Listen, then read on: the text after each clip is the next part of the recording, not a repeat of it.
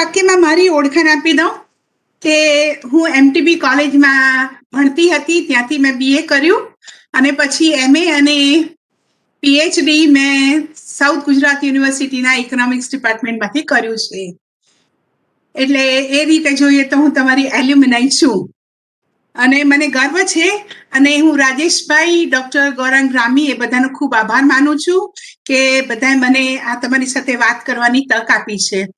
હવે આ જે ટોપિક છે જે મેં સિલેક્ટ કર્યો છે એ ટોપિક એટલે બહુ જ ઇન્ટરેસ્ટિંગ છે અને આટલા ઇન્ટરેસ્ટિંગ ટોપિક ઉપર મને વાત કરવાની અને એ પણ મારા પોતાના લોકો જોડે મને વાત કરવાની તક મળી રહી છે, એના માટે પણ હું professor Gaurang Rami, doctor Hemali Desai, doctor Rajesh Patel એ બધાનો ખૂબ ખૂબ આભાર માનું છું.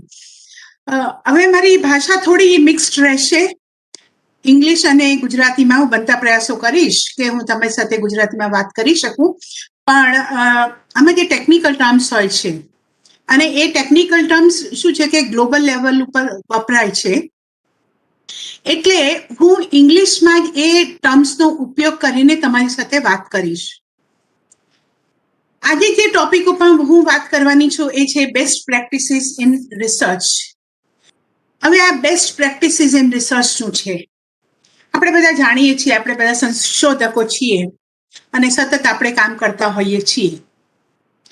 એટલે હવે આપણે આ રિસર્ચ કરીએ છીએ, પણ એક શબ્દ છે વિશ્વાસ, ઓનેસ્ટી, અને એ આપણા બધાની જવાબદારી છે કે આપણે બધા ઓનેસ્ટ હોઈએ, આપણે ઓનેસ્ટી બતાવીએ. અને આ આપણી જે જવાબદારી છે એ ત્યારે વધારે અગત્યની બની જાય છે કે જ્યારે આપણે બીજા સાથે આપણા વિચારો શેર કરતા હોઈએ કે ઇન્ફોર્મેશન શેર કરીએ અથવા બીજી કોઈ રીતે આપણી વાત લોકો સમક્ષ મૂકતા હોઈએ. એ રાઇટિંગમાં પણ હોઈ શકે, ક્લાસરૂમમાં પણ હોઈ શકે છે. અને આ જે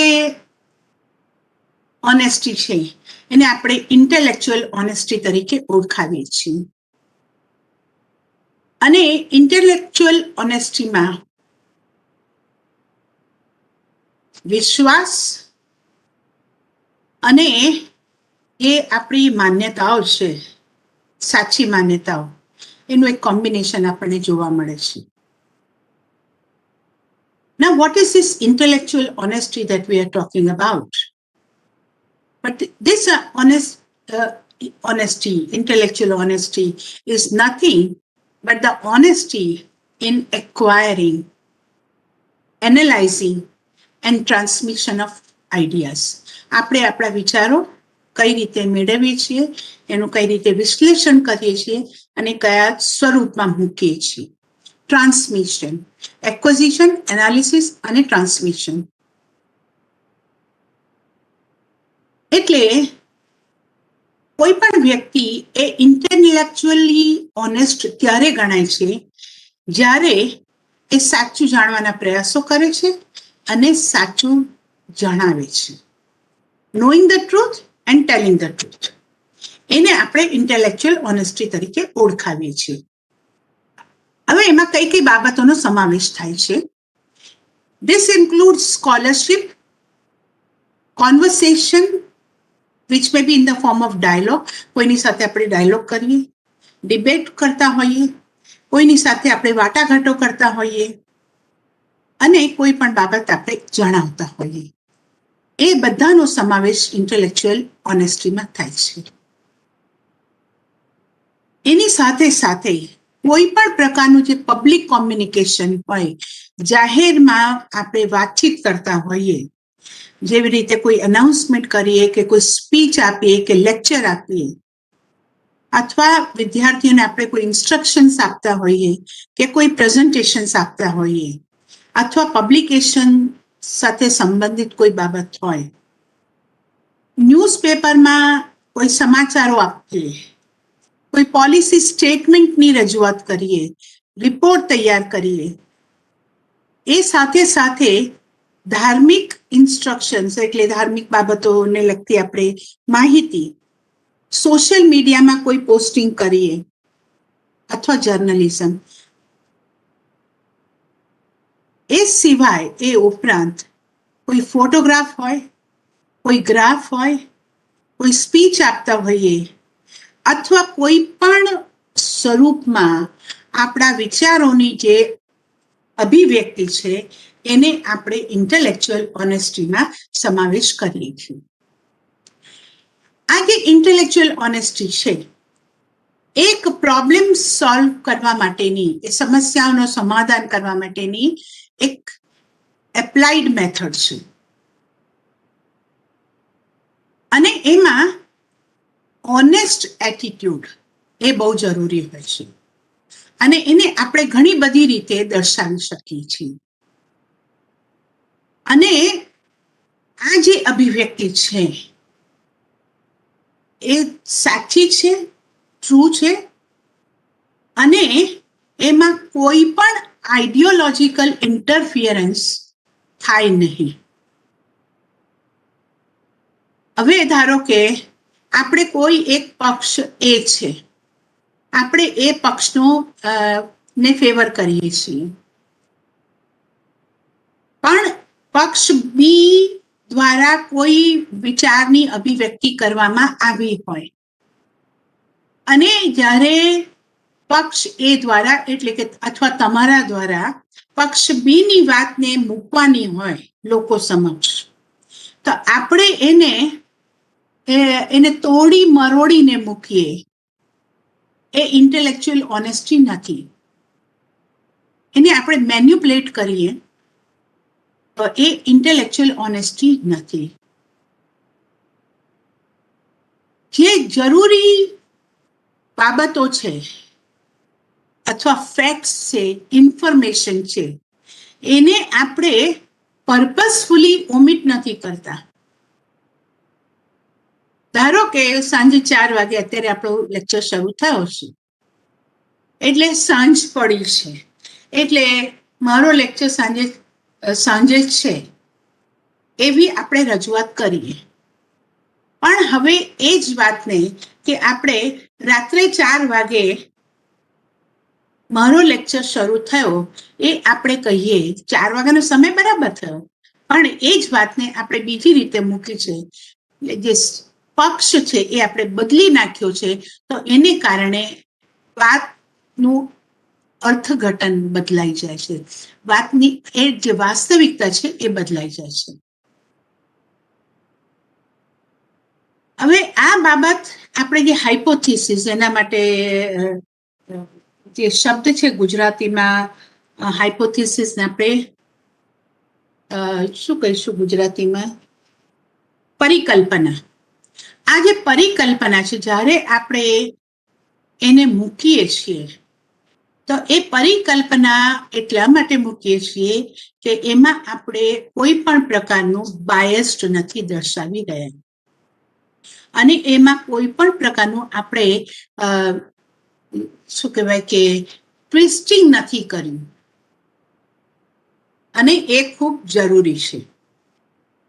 સંશોધનના સંદર્ભમાં જોઈએ તો જે રેફરન્સીસ આપણે મૂકીએ છીએ અથવા ધારો કે તમે કોઈ પણ ટોપિક ઉપર મારી સાથે ચર્ચા કરી હોય અને મેં તમારા જે ફેક્ટ્સ એન્ડ ફિગર્સ છે એને ઇન્ટરપ્રિટ કઈ રીતે કરવા એના માટેના તમને મેથડ્સ સમજાવ્યા છે, એની રીત તમને સમજાવી છે. પણ તમે જ્યારે લખવા બેસો તો મારા વિચારોનો ઉપયોગ કરો, પણ એ વિચારો મૂકતી વખતે આ વિચારો મારા છે એ તમે નહીં દર્શાવો તો એ ડિસઓનેસ્ટી છે. એટલે એનું એકનોલેજમેન્ટ બહુ જરૂરી બની જાય છે.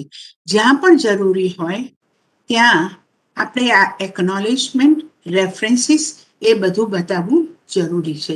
આ બધું જ ઇન્ટેલેક્ચ્યુઅલ ઓનેસ્ટીમાં આવી જાય છે. અને એની સાથે સાથે પ્લેગિયરિઝમ, અત્યારે પ્લેગિયરિઝમ તો ખૂબ મોટો વર્ડ છે અને એની આપણે રિસર્ચ મેથોડોલોજીમાં ખૂબ ચર્ચા ચાલી રહી છે. એને બને ત્યાં સુધી આપણે એવોઇડ કરવું જોઈએ. પ્લેગિયરિઝમ વિશે મને લાગે છે કે તમારા કદાચ કોઈ લેક્ચર્સ થઈ ગયા હશે. હવે જે સારી સંશોધન પ્રેક્ટિસ છે એની શરૂઆત ક્યાંથી થાય છે? તો એની શરૂઆત થાય છે સમસ્યાની પસંદગી અને સંશોધનની ડિઝાઇન. પ્રસ્તાવિત સંશોધનમાં પ્રશ્નો, તેના જવાબો એ બધા જ નવા વિચારોમાં, નવા જ્ઞાનમાં મોટો ફાળો આપી શકે છે. એવું પણ બની શકે એ પડકારો હલ કરવામાં પણ મદદરૂપ થાય. એવું પણ બની શકે છે કે તે હાલના સાહિત્યમાં સુધારો કરી શકે અથવા આવા સંશોધન કરવા માટે નવી પદ્ધતિઓ વિકસાવે. સારી સંશોધન પદ્ધતિઓ અને સારી સંશોધન ડિઝાઇન, એમાં મૂળભૂત રીતે કઈ બાબતોનો સમાવેશ થાય છે એ જોઈએ તો સંશોધનનો ઉદ્દેશ્ય શું છે, ભૂમિકા, એની જવાબદારીઓ વગેરેની રૂપરેખા આપણે તૈયાર કરીએ છીએ અને એનું દસ્તાવેજીકરણ કરીએ છીએ. આ બધી જ બાબતોનો એમાં સમાવેશ થાય છે. સંશોધન બીજા લોકોએ જે કામ કર્યું છે એના પર સારી રીતે સમજી વિચારીને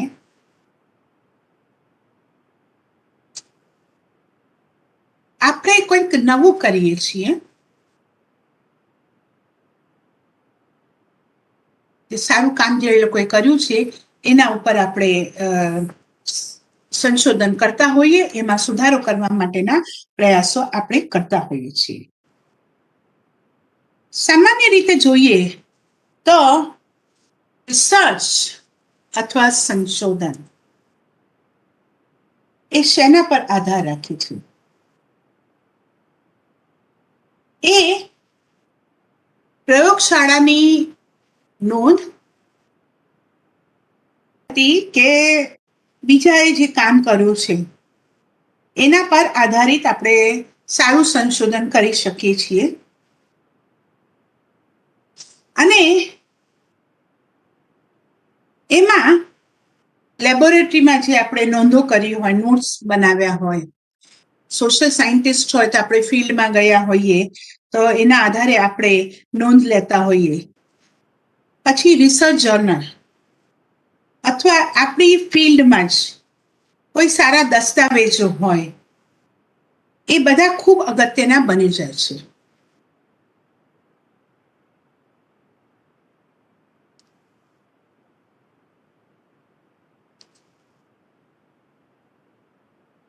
હવે જ્યારે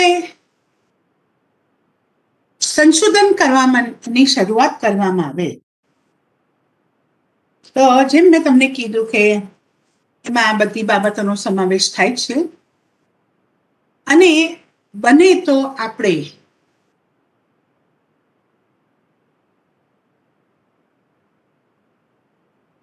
ચોરી અથવા બનાવટ અથવા ખોટી રજૂઆત વગેરેને ટાળવું જોઈએ. અથવા કોઈ પણ રિસર્ચરના રિસર્ચમાં, સંશોધનમાં આપણને શંકા હોય તો એ વિશેની આપણે જાણ કરવી જોઈએ છે બીજાઓને, અને એ પણ સંશોધકની જવાબદારી બની જાય છે. સંશોધનને વ્યવસ્થિત અને પદ્ધતિસર સખત રીતે હાથ ધરીને અને શોધી શકાય, એમ્પેરિકલી પ્રૂફ કરી શકાય તેવા તારણો કાળજીપૂર્વક દોરવા જોઈએ. અને તેને કારણે આપણા રિસર્ચની ઇન્ટિગ્રિટી વધે છે. કોઈ પણ સંઘર્ષની સંભાવનાને ઘટાડવા માટે ભૂમિકાઓ અને જવાબદારીઓ, રાઇટિંગ, એ બધા જ ઇન્ટેલેક્ચ્યુઅલ પ્રોપર્ટી, જેને આપણે ગુજરાતીમાં બૌદ્ધિક સંપદા કહીએ છીએ, બૌદ્ધિક સંપદાની માલિકી અને અન્ય વ્યવસ્થાઓ, ખાસ કરીને સહયોગી સંશોધનો.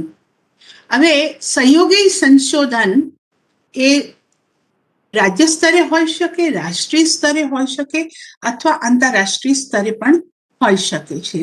એટલે જે સહયોગી સંશોધન હોય, સંબંધિત કરારો હોય, એ બધાની જ શરૂઆતમાં સ્પષ્ટતા કરવી જોઈએ. સંશોધકને સંપૂર્ણ રીતે ફેલાવવાની જવાબદારી સંશોધકની છે. એટલે જે વ્યક્તિ સંશોધન કરે છે, રિસર્ચ કરે છે, એ વ્યક્તિએ પોતાના જે ફાઇન્ડિંગ્સ છે, તારણો છે, એ બીજાઓને જણાવવાની જરૂર છે. અને એ કઈ રીતે થઈ શકે છે? પીયર રિવ્યુ દ્વારા. પીયર સમીક્ષા અને ઉચ્ચ ગુણવત્તાની ફોરમમાં પ્રકાશિત થવા જોઈએ. એટલે આપણે કોઈ રિસર્ચ કર્યું હોય, એને આપણે કોઈ સેમિનારમાં, કોઈ કોન્ફરન્સમાં પ્રેઝન્ટ કરીએ અથવા એને પબ્લિશ કરાવીએ તો એ બધા જ ઇન્ટેલેક્ચ્યુઅલ પબ્લિસિટીમાં આવે છે. ખાસ કરીને વર્તમાન પરિસ્થિતિમાં જે રિસર્ચર્સ છે, એમાં પ્રીડેટરી જર્નલ્સનો સમાવેશ થાય છે. અત્યારે જે પ્રકાશનો થાય છે એમાં પ્રીડેટરી જર્નલ્સનો મોટો એમાં બહુ મોટા પ્રમાણમાં આપણને વિપુલ પ્રમાણમાં જોવા મળે છે. હવે આ પ્રીડેટરી જર્નલ્સ શું છે એની વાત હું તમને પછી કરીશ. એ થોડુંક આપણે વધારે ડિટેલમાં જોઈશું.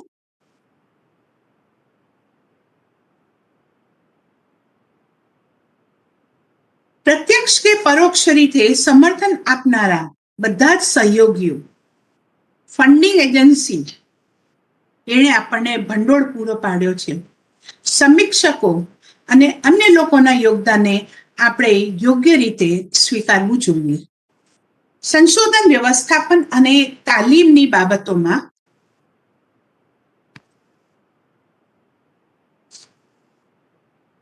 સંશોધન અખંડિતતા, આ ગુજરાતીમાં એના માટેનો જે ટર્મ છે, રિસર્ચ ઇન્ટિગ્રિટી. એ રિસર્ચ ઇન્ટિગ્રિટીની જે ઓફિસ છે એને આપણે ORI, office of research integrity, એની પ્રમાણિકતા અને નૈતિક સંશોધન પ્રથાની સંસ્કૃતિ બનાવવી પણ જરૂરી છે. ઇનફેક્ટ અમારે ત્યાં સેન્ટ્રલ યુનિવર્સિટી ઓફ ગુજરાતમાં ડિપાર્ટમેન્ટ લેવલ ઉપર ડિપાર્ટમેન્ટલ એકેડેમિક ઇન્ટિગ્રિટી પેનલ, જે યુનિવર્સિટી લેવલ પર ઓફિસ ઓફ એકેડેમિક ઇન્ટિગ્રિટી છે, એ ડિપાર્ટમેન્ટલ લેવલ પર ડિપાર્ટમેન્ટલ એકેડેમિક ઇન્ટિગ્રિટી છે. એટલે એની શરૂઆત કરવામાં આવી છે. અને અત્યારે યુજીસીનો પણ આગ્રહ હોય છે કે ઓફિસ ઓફ રિસર્ચ ઇન્ટિગ્રિટી એ હોવી જોઈએ અને એને આવી ઓફિસ બનાવવી જોઈએ ORI, અને એને ટકાવી રાખવા માટે સંસ્થાકીય સહાય અને માળખું પ્રદાન કરવું જોઈએ. તેમ છતાં રિસર્ચ ઇન્ટિગ્રિટી, એથિકલ બિહેવિયર એટલે નૈતિક વ્યવહાર, એ સારા સંશોધનની પ્રેક્ટિસિસ છે. અને એને કારણે આપણે પૂરતા પ્રમાણમાં જ્ઞાન, સ્કિલ અને કોમ્પિટન્સીસ પણ પ્રોવાઈડ કરવા જોઈએ with regard to research integrity and ethics. Now, these have to be taken into consideration whenever we are talking about the developing research. And the core content of this training should be made mandatory. આ જે ORI office of research integrity છે એના માટેની training જરૂરી હોવી જોઈએ. અને એના ભાગરૂપે જ અત્યારે યુજીસીએ રિસર્ચ એથિક્સ નામનું એક પેપર શરૂ કર્યું છે, જેનો તમે મને લાગે છે કે ભણી પણ રહ્યા છો. અને એની સાથે સાથે એડિશનલ ટ્રેનિંગ મટીરિયલ વગેરે પણ પૂરતા પ્રમાણમાં મળવું જોઈએ.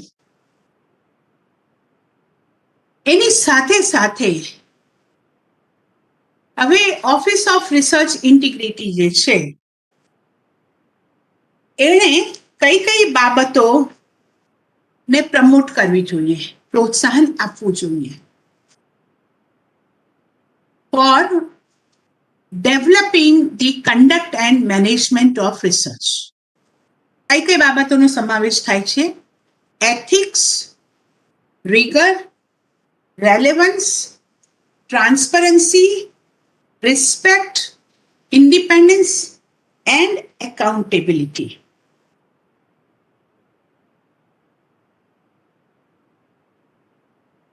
Now, so far as the research is concerned,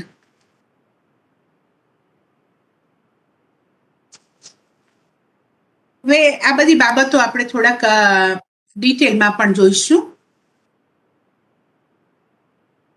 ethics એ મૂલ્યો ઉપર આધારિત છે. એમાં ઈમાનદારી, વિશ્વાસ વગેરે નો સમાવેશ થાય છે. US national institute of health ના જણાવ્યા મુજબ સંશોધન અખંડિતતામાં એટલે રિસર્ચ ઇન્ટિગ્રિટીમાં જે બાબતોનો સમાવેશ થાય છે એમાં આ બધું જ સંશોધનનો પ્રસ્તાવ મૂકવાનો, પ્રદર્શન કરવો અને મૂલ્યાંકનમાં પ્રમાણિક અને ચકાસણી યોગ્ય પદ્ધતિનો ઉપયોગ થવો જોઈએ. નિયમનો અને માર્ગદર્શિકાઓના પાલન માટે ખાસ ધ્યાન સાથે સંશોધનના પરિણામોની જાણ કરવી જોઈએ. સંશોધન સામાન્ય રીતે એક સ્વનિયમનકારી અને સ્વયં પોલીસ પ્રક્રિયા છે. Self regulating and self polishing. આપણે જે રિસર્ચ કરી રહ્યા છીએ એ રિસર્ચ આપણે એમાંથી કેટલું જાતે લખ્યું છે, કેટલું ચોરીને લખ્યું છે, એ બધું જ આપણે જાણતા હોઈએ છીએ.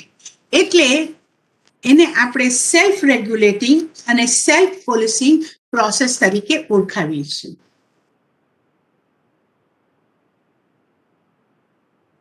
હવે થાય છે શું કે સામાન્ય રીતે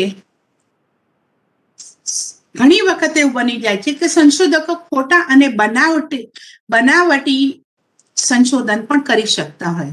કે આપણે મારા મિત્રે એક ટોપિક ઉપર રિસર્ચ કર્યો છે, એણે ગુજરાત ઉપર કર્યો છે, એ જ ટોપિક લઈને હું મહારાષ્ટ્ર ઉપર કરી નાખું છું અને પેઠું એનું થીસીસ આપણે કોપી કરી લેવાનું. તો આ પ્લેગેરિઝમની કેટેગરીમાં આવે છે. પ્લેગેરિઝમ પણ એની ચર્ચા હું પછી પાછળથી ડિટેલમાં કરીશ. એટલે self regulating and self polishing પ્રક્રિયા છે. એટલે જરૂરી છે કે આપણે ખોટા અને બનાવટ વગરના સંશોધન કરીએ અને રજૂ કરીએ. બીજા જે વિદ્વાનો છે એ વિચારો માટે, એટલે કોઈ પણ વ્યક્તિ એના વિચારો મૂક્યા હોય તો તેના માટેનું ક્રેડિટ આપે છે, અને એ ક્રેડિટ ક્યારે અને ક્યાં મળશે આપણે નથી જાણતા. પણ સંશોધનમાં ઘણી વખત સ્પર્ધાના પાસાઓ પણ હોય છે અને એમાં પ્રાથમિક દાવા ઉપર ભાર મૂકવાનો સમાવેશ પણ થાય છે.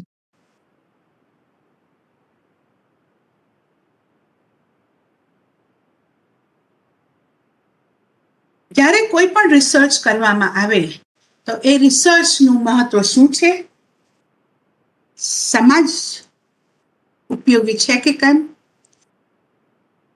એમાં રિસર્ચ કરતી વખતે એમાં ટોટલ ટ્રાન્સપરન્સી જળવાય છે,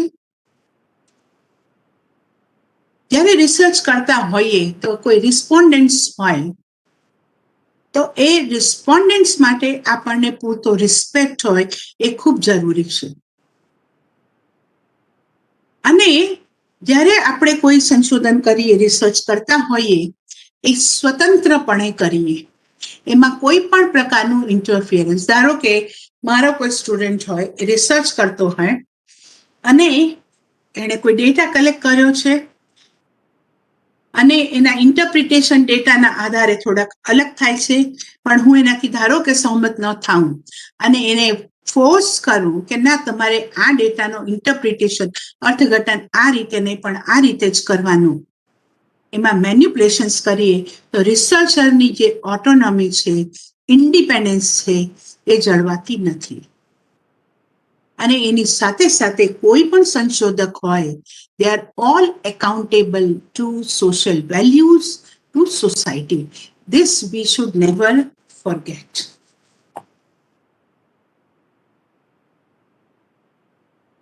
Now, what should be the framework for good academic research practices?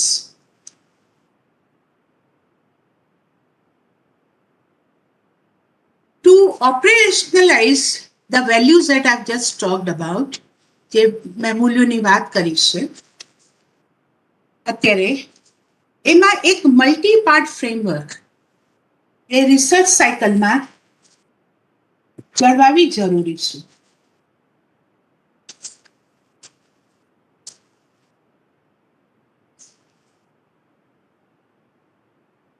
To guide researchers and institutions in achieving the research integrity and ethical behavior. આ બધી જ બાબતો ખૂબ જરૂરી બની જાય છે રિસર્ચ ઇન્ટિગ્રિટી અને એથિકલ બિહેવિયર માટે. આ જે આપણે ફ્રેમવર્કની વાત કરી રહ્યા છીએ, એનો મુખ્ય હેતુ શું છે? તો એનો મુખ્ય હેતુ છે to encourage discussion and debate about the ethical research practice and not just providing a set of rules that must be adhered without reflection. એટલે કોઈ પણ રિસર્ચ આપણે કર્યું છે અને એમાં આપણે ડિસ્કશન, ડિબેટ એવોઇડ કરીએ, એ આપણા રિસર્ચને કમજોર બનાવે છે. તો એ બાબત આપણે ધ્યાનમાં રાખવી બહુ જરૂરી છે કે ડિસ્કશન, ડિબેટ એ થાય, એની પ્રેક્ટિસ આપણે પાડવી જોઈએ. અને આ જે ફ્રેમવર્ક છે એ કેમ આપણે એની શરૂઆત કરીએ છીએ? This is for beginning of a living document. આ જે રિસર્ચ ડોક્યુમેન્ટ આપણે તૈયાર કરીએ છીએ, એ એમફિલ ડિસર્ટેશન હોય, પીએચડી થીસિસ હોય, કોઈ રિસર્ચ પેપર હોય, કોઈ પણ હોય, એ એક લિવિંગ, જીવંત ડોક્યુમેન્ટ છે. ઇટ્સ અ લિવિંગ ડોક્યુમેન્ટ, જેનું અર્થઘટન, એક લિવિંગ ડોક્યુમેન્ટનું અર્થઘટન અને આપણે કોઈ પણ રિસર્ચ ઇન્સ્ટિટ્યૂટના સ્પેસિફિક કોન્ટેક્સ્ટમાં એને સમજવા માટેનો ના પ્રયાસો કરીએ છીએ. એટલે આ જે આખું આપણે રિસર્ચ કરીએ છીએ એ રિસર્ચ લાઈફ સાયકલ છે. આ જે રિસર્ચ લાઈફ સાયકલ છે એના 3 સ્ટેજીસ છે, એના 3 તબક્કાઓ છે. પહેલું છે રિસર્ચ ડિઝાઇન, બીજી કન્ડક્ટ ઓફ રિસર્ચ, ત્રીજું છે રિસર્ચ ડિસેમિનેશન. એટલે રિસર્ચ ડિઝાઇન આપણે કઈ રીતે, એમાં research methodology, development of arguments, એ બધાનો સમાવેશ થાય છે. આપણે હવે એને થોડુંક વિસ્તારમાં જોઈએ તો રિસર્ચ ડિઝાઇન એમાં કઈ બાબતોનો સમાવેશ થાય છે? તો planning positive consequences of the proposed activities. ધારો કે આપણે અત્યારે કોરોના ચાલી રહ્યું છે અને કોરોનામાં આપણે સાંભળી રહ્યા છીએ કે ઘણા મજૂરો સ્થાનાંતર, પહેલો જે તબક્કો હતો કોરોનાનો, એમાં ઘણા બધા મજૂરો સ્થાનાંતરિત થઈ ગયા, અને ખાસ કરીને સુરતમાં એમાંથી ડાયમંડ ઇન્ડસ્ટ્રીમાંથી, ટેક્સટાઇલ ઇન્ડસ્ટ્રીમાંથી ઘણા બધા મજૂરો સ્થાનાંતરિત થઈ ગયા. હવે આપણે એનો અભ્યાસ કરવો છે, તો એ આપણી પ્રપોઝડ એક્ટિવિટી થઈ ગઈ, બરાબર. એટલે આપણે એમાંથી શું તારણ કાઢવા માંગીએ છીએ એ આપણે સમજવું જરૂરી છે, કે આપણે શું કરવું છે. આ મજૂરો જે સ્થાનાંતરિત એટલે પોતાના ગામડે પાછા જતા રહ્યા, તો આપણે કેમ ના, મને ખાલી રસ પડે છે એટલા માટે મારે કરવું છે. એટલે this kind of research will not lead us to anywhere. એટલે આપણે એનું જે કોન્સિક્વન્સ છે, એના જે પરિણામો છે, કે અમારે આ મજૂરો માટે કોઈ વૈકલ્પિક નીતિ સૂચનો કરવા છે, નીતિ વિષયક સૂચનો કરવા છે, અથવા એ એક્શન ઓરિએન્ટેડ પણ હોઈ શકે છે, કે આપણે સરકારને કોઈક સજેશન્સ કરીએ ને એ પ્રમાણે, અથવા કોઈ એનજીઓ હોય તો એ સ્થાનાંતરિત મજૂરો માટે કામ કરી શકે, વગેરે બાબતો.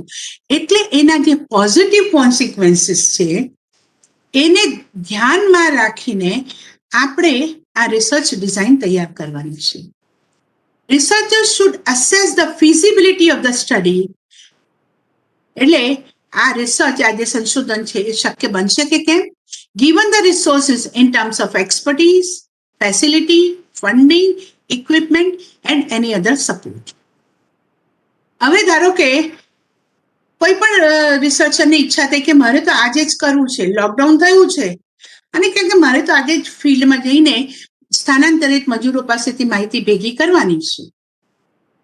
એ શક્ય બનશે? સરકારની નીતિઓ તમને અલાઉ નહીં કરે. એટલે આ જે પ્રકારના આપણે વિચાર કર્યો છે એ પછી એમાં આપણે નિષ્ફળ જઈએ. બીજું કે જેટલા પણ મજૂરો આખા દેશમાંથી સ્થાનાંતરિત થયા છે, આપણે બધાનો અભ્યાસ કરવો છે.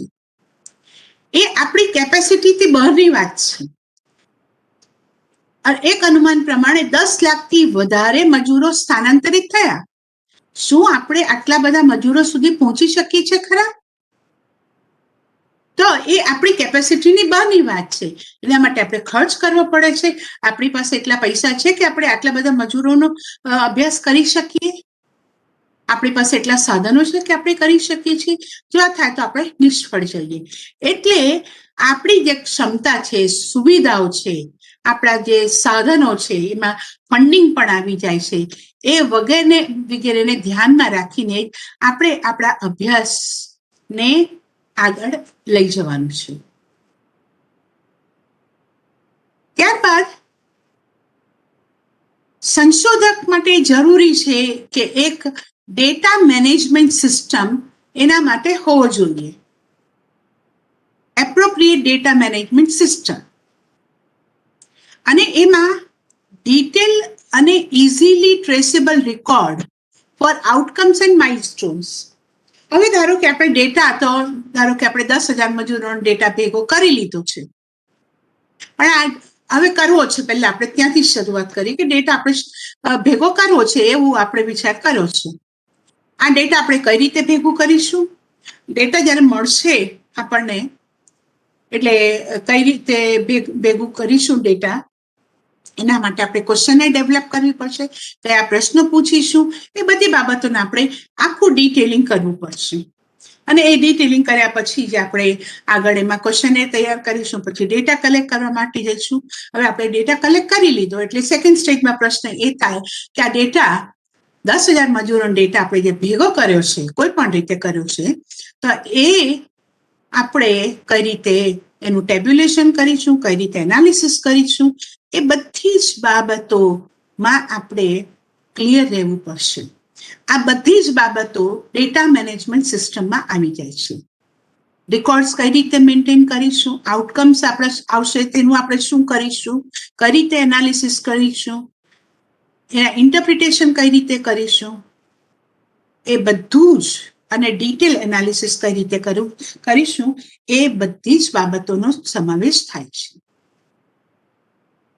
હવે એ ઉપરાંત રિસર્ચર માટે, સંશોધક માટે એ પણ જરૂરી છે કે તમે જે મજૂરો સાથે વાત કરવા જશો, આપણે ઉદાહરણ લઈએ તો જે મજૂરોનો આપણે સર્વે કરવા જઈશું, પહેલા આપણે વાત કરવી પડશે એમને કે અમે આવી રીતે એક સંશોધન કરી રહ્યા છીએ, રિસર્ચ કરી રહ્યા છીએ, તો એના માટે તમે અમને માહિતી આપશો. એ માહિતી રાઇટિંગમાં હોઈ શકે છે, ઓરલી પણ હોઈ શકે. એટલે પાર્ટિસિપન્ટની કન્સેન્ટ એ બહુ જરૂરી બની જાય છે. ધારો કે એના માટે કોઈ તમને લાયસન્સ વગેરેની જરૂર પડતી હોય, હવે પીએચડી સ્ટુડન્ટ હોય કે એમફિલ સ્ટુડન્ટ હોય, એટલે એ લોકો જ્યારે ફિલ્ડમાં જાય અથવા લેબોરેટરીમાં કામ કરે, કોઈ અજાણી લેબોરેટરીમાં, ધારો કે કોઈ સ્ટુડન્ટ છે એ ફિઝિકલ રિસર્ચ લેબોરેટરી પીઆરએલ અમદાવાદમાં કામ કરવા જાય છે સુરતથી, પણ એણે એક લેટર લઈને જવો પડશે યુનિવર્સિટી પાસેથી, રિસર્ચર એના સુપરવાઇઝર પાસેથી અથવા ડિપાર્ટમેન્ટના હેડ પાસેથી, જે એક લાયસન્સ હશે, એ બોનાફાઇડ સર્ટિફિકેટ લઈને જશે, which is a sort of licence which shows that you are a researcher in a particular place. એ તમારી આઈડેન્ટિટી પણ દર્શાવે છે. એટલે એના માટેનું કોઈ પણ સર્ટિફિકેટ, લાયસન્સ, પછી એ ઉપરાંત પાર્ટિસિપન્ટની કન્સેન્ટ. હવે તમારા રિસર્ચરના સુપરવાઇઝર, તમારા હેડ ઓફ ધ ડિપાર્ટમેન્ટ, તમારા વાઇસ ચાન્સલર, કોઈ પણ તમને એના માટેની પરમિશન આપે છે. એ બધું જ તમારે રિસર્ચ શરૂઆત કરતા પહેલા મેળવી લેવું પડે. સંશોધનની શરૂઆત કરતા પહેલા પરમિશન, લાયસન્સ એ બધું જ લઈ લેવું પડે. એ ઉપરાંત રિસર્ચરે નક્કી કરી લેવું પડે કે જે પણ એના માટેની ગવર્નન્સની રિક્વાયરમેન્ટ્સ, જરૂરિયાતો છે, એ બધી ફૂલફિલ થઈ છે. એ ઉપરાંત research organization have to support the researcher with appropriate research governance. હવે તમે ફિલ્ડમાં જાઓ કે પીઆરએલ લેબોરેટરીમાં તમારા ડેટા, તમારા એનાલિસિસ માટે જાઓ, કોઈ તમે કેમિકલ ઉપર તમારે એનાલિસિસ કરવું છે, તો એના માટે તમે પીઆરએલમાં જાઓ અને PRL physical research laboratory Ahmedabad તમારી પાસેથી બોનાફાઇડ સર્ટિફિકેટ માંગે છે, પણ તમારા સુપરવાઇઝર કે ડિપાર્ટમેન્ટ હેડ કે વાઇસ ચાન્સલર એ લેટર આપવાની ના પાડી દે કે ના, અમે તો નથી આપવાના સર્ટિફિકેટ. એટલે શું થાય કે તમે તમારું રિસર્ચ, તમારું સંશોધન આગળ લઈ નહીં જઈ શકો. એટલે એ સંસ્થા માટે, સંસ્થાની પણ જવાબદારી છે કે તમે જે સંશોધન કરવાના છો, તમે જે રિસર્ચ કરવાના છો, એના માટે જે પ્રોપર ગવર્નન્સ સિસ્ટમ છે એ તમને પ્રોવાઈડ કરે, તમને આપે.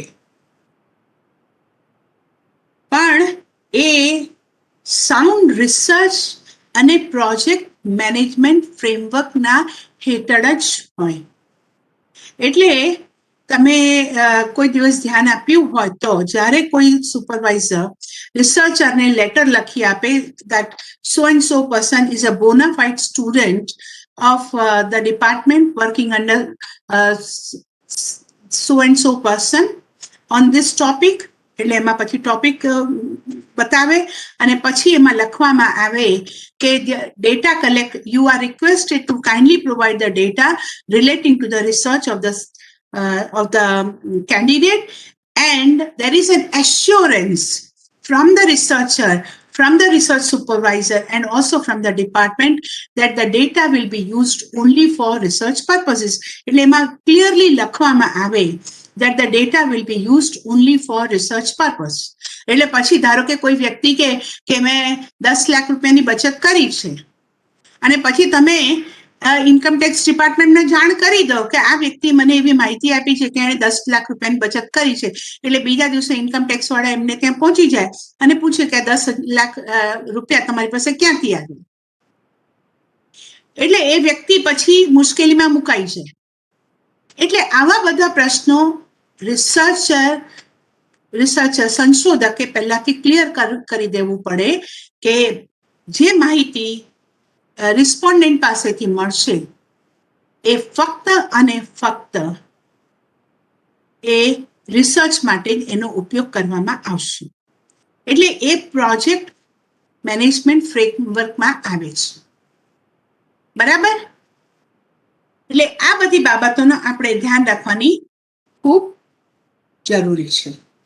જ્યારે આપણે રિસર્ચનું આયોજન કરીએ તો એના માટેની ચેકલિસ્ટ જોઈએ તો describe the research objectives and rational. એના હેતુ શું છે સંશોધનના અને એનું મહત્વ શું છે. કે તમે સ્થાનાંતરિત મજૂરો પર કામ કરી રહ્યા છો, કેમ કરવું છે આ કામ અને એનું મહત્વ શું છે. કે ભાઈ બીજા કોઈએ કામ નથી કર્યું એટલા માટે તમે કરો છો, બીજાએ કર્યું છે પણ એમાં અમુક બાબતોનો સમાવેશ નથી કર્યો એટલે એ બાબતો મારે મારા રિસર્ચમાં ઇન્ક્લુડ કરવી છે. એટલે objectives, rational or importance has to be clearly described in planning a research. એ ઉપરાંત develop a project plan with milestone, roles and responsibilities. Milestones એટલે આ રિસર્ચ તમને ક્યાં લઈ જશે, એના હેતુઓ શું છે. એટલે ફક્ત આપણે ડેટા એનાલાઇઝ કરી દીધું અને પછી મૂકી દીધું કે ભાઈ આવું છે તો શું એ રિસર્ચ ગણાશે? રિસર્ચ તો છે પણ એ અડધું રિસર્ચ છે. કારણ કે એનાથી સમાજને કોઈ લાભ થઈ રહ્યો નથી. એટલે માઇલસ્ટોન આપણે નક્કી કરવા પડે. પછી રોલ્સ અને રિસ્પોન્સિબિલિટીઝ એ નક્કી કરવી પડે. સુપરવાઇઝર શું કરશે, રિસર્ચર શું કરશે. રિસર્ચર ડેટા એટલે તમે જ્યારે કોઈ થીસીસ લખતા હો એટલે તમારે નક્કી કરવું પડે કે 6 મહિનામાં તમે ઇન્ટ્રોડક્શન, ઓબ્જેક્ટિવ્સ, હાઇપોથિસિસ, ક્વેશ્ચનર એ બધું કમ્પ્લીટ કરી નાખશો. એ તમે જાતે કરશો. ક્વેશ્ચનર તમે ડાઉનલોડ કરશો ક્યાંકથી, ઇન્ટરનેટ પરથી, તો એ તમારે બતાવવું પડે કે તમે ઇન્ટરનેટ પરથી આ ક્વેશ્ચનર ડાઉનલોડ કર્યું છે. હવે ફિઝિકલ અને નેચરલ સાયન્સીસમાં શું હોય કે ધારો કે એક એક્ઝામ્પલ લઈએ કે શું કોરોના જાનવરોમાં થાય છે? આ પ્રશ્ન આપણને થયો. આપણે જાણવું છે અને એના પર રિસર્ચ કરવું છે. એટલે આ જાનવરો કોણ હશે અને એ લાઈવ હશે કે મૃત હશે, ડેડ ઓર લાઈવ, એ આપણે નક્કી કરવું પડશે. લાઈવ હશે તો એમના બ્લડ સેમ્પલ્સ કઈ રીતે લઈશું એ તમારે નક્કી કરવું પડે. અને તમે જાતે લેબોરેટરીમાં કામ કરશો, એનાલિસિસ કરશો, એ બધું તમારે વિગતવાર દર્શાવવું પડે. હવે કોઈ વ્યક્તિને એમ થાય કે અમેરિકામાં કોઈ અથવા જર્મનીમાં કોઈ રિસર્ચ કર્યું છે કે જાનવરોમાં કોરોના થાય છે કે કેમ, એણે રિસર્ચ કર્યું છે, આપણે એના જ ફાઇન્ડિંગ ડાઉનલોડ કરીને કોઈ આપણે લેબોરેટરીમાં જવાની જરૂર નથી. આપણે એના જ ફાઇન્ડિંગ્સ આપણે ડાઉનલોડ કરી લેવાના, પોતાના શબ્દોમાં લખીને મૂકી દેવાના. શું એને તમારું રિસર્ચ તમે જણાવી શકશો? એ પ્રશ્નનો જવાબ હું તમને નહીં આપું, તમે જાતે શોધો એને. એટલે કોઈ પણ જ્યારે આપણે પ્રોજેક્ટ લેતા હોઈએ તો એમાં આ બધું જ આપણે દર્શાવવું પડે. જવાબદારીઓ, રોલ, માઇલસ્ટોન બધું નક્કી કરવું પડે. એ ઉપરાંત it is our responsibility to ensure the viability of the study in terms of resource expertise. Resource expertise આપણી પાસે છે કે કેમ? એટલે જે ફિલ્ડમાં આપણે કામ કરીએ છીએ એમાં કોણે કોણે કામ કર્યું છે, કેટલું કર્યું છે, એ બધી બાબતોનું શું એ હવે કોરોના ની જાનવરો ઉપર અસર, એના ઉપર આપણે રિસર્ચ કરવો છે પણ લેબોરેટરી જ નથી, સુવિધાઓ નથી. એના હવે ખર્ચો પણ થશે. એ ખર્ચો કોણ આપશે? Facilities, funding, this all has to be taken into consideration. એ ખૂબ જરૂરી છે. અને એની સાથે આપણે એના માટેના જે નિયમો હોય એ નિયમો ધ્યાનમાં રાખવા પડે. રિસર્ચ એથિકલ હોય અને ગાઈડલાઇન્સ પ્રમાણે કરવામાં આવ્યું હોય.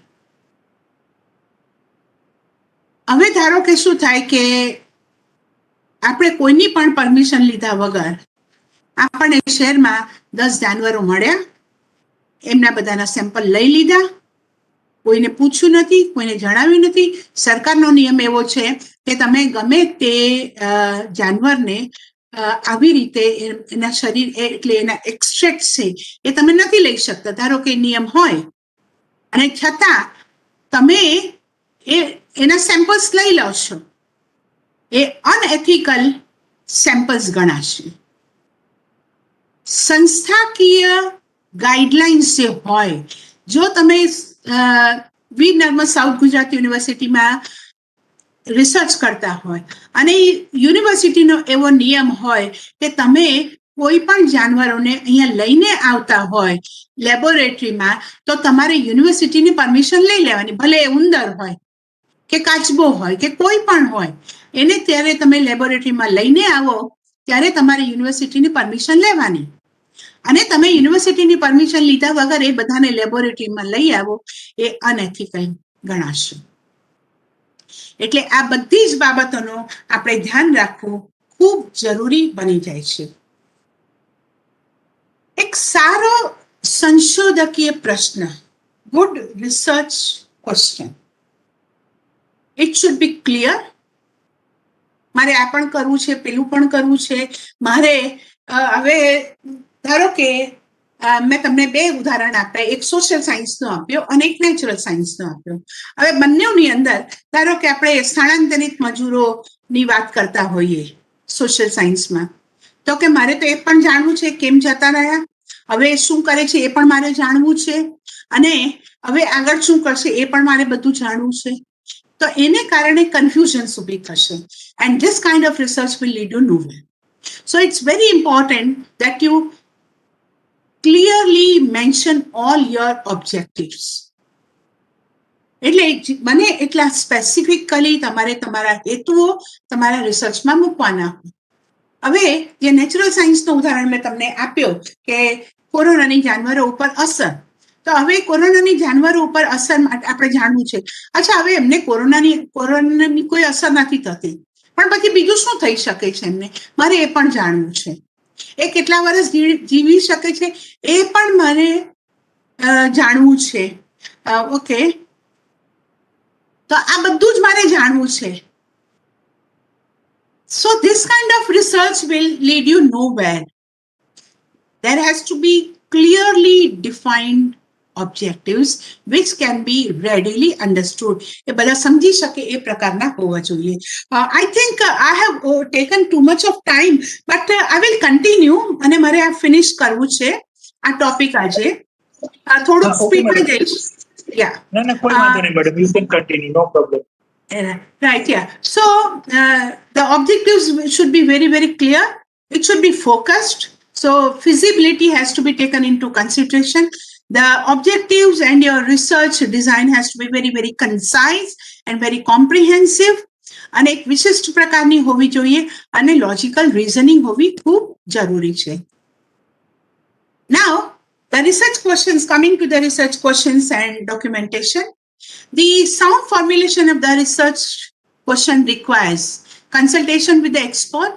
હવે એક્સપર્ટ કોઈ પણ હોઈ શકે. જ્યારે તમે રિસર્ચ ક્વેશ્ચન્સ ડિઝાઇન કરો ત્યારે જરૂરી છે કે તમે તમારા સુપરવાઇઝર સાથે એની ચર્ચા કરો.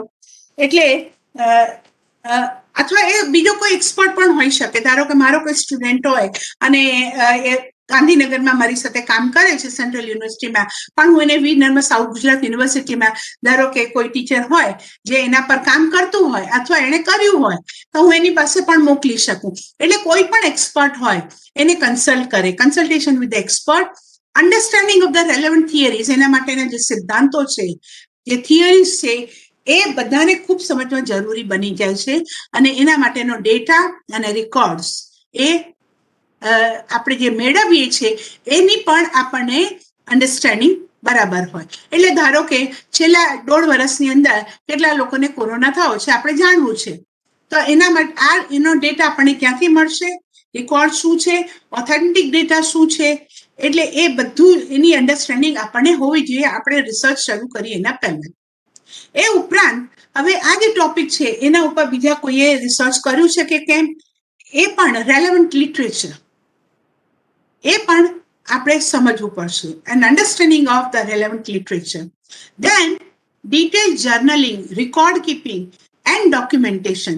They are a very important aspect of the research process.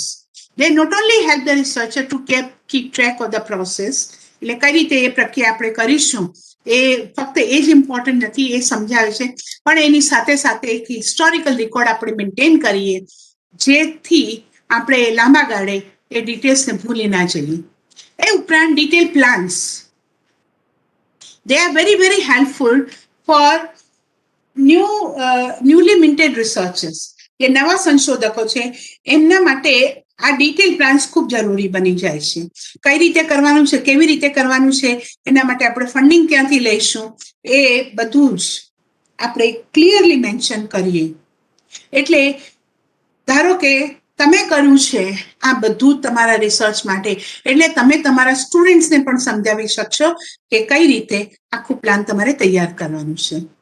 And then finally describing the research questions and locating them properly in the existing literature. એટલે જે રિસર્ચ ક્વેશ્ચન, જે પ્રશ્ન, સંશોધન પ્રશ્ન તમે તૈયાર કર્યા છે તો એનો જવાબ કોઈ આપ્યો છે ભૂતકાળમાં રિસર્ચની અંદર જ? બીજા કોઈ રિસર્ચ કરીને એનો પ્રશ્નનો જવાબ આપ્યો છે? હવે એને આપ્યો હોય તો એનો જવાબ શું છે? પણ તમને એમાં વિરોધ લાગે છે, વિરોધ કેમ લાગે છે, એ બધું તમારે ડિસ્ક્રાઇબ કરવું પડે. કે ઇન્ડિયામાં ડેલ્ટા વાયરસ આવ્યો તો કેમ આવ્યો, અમેરિકા શું પરિસ્થિતિ હતી, ફ્રાન્સમાં શું પરિસ્થિતિ હતી, ત્યાં કોણે રિસર્ચ કર્યું, એ બધું જ આપણે સમજવું જરૂરી બની જાય છે. Now what is this literature review? Literature review is nothing but involving the search and compiling this literature.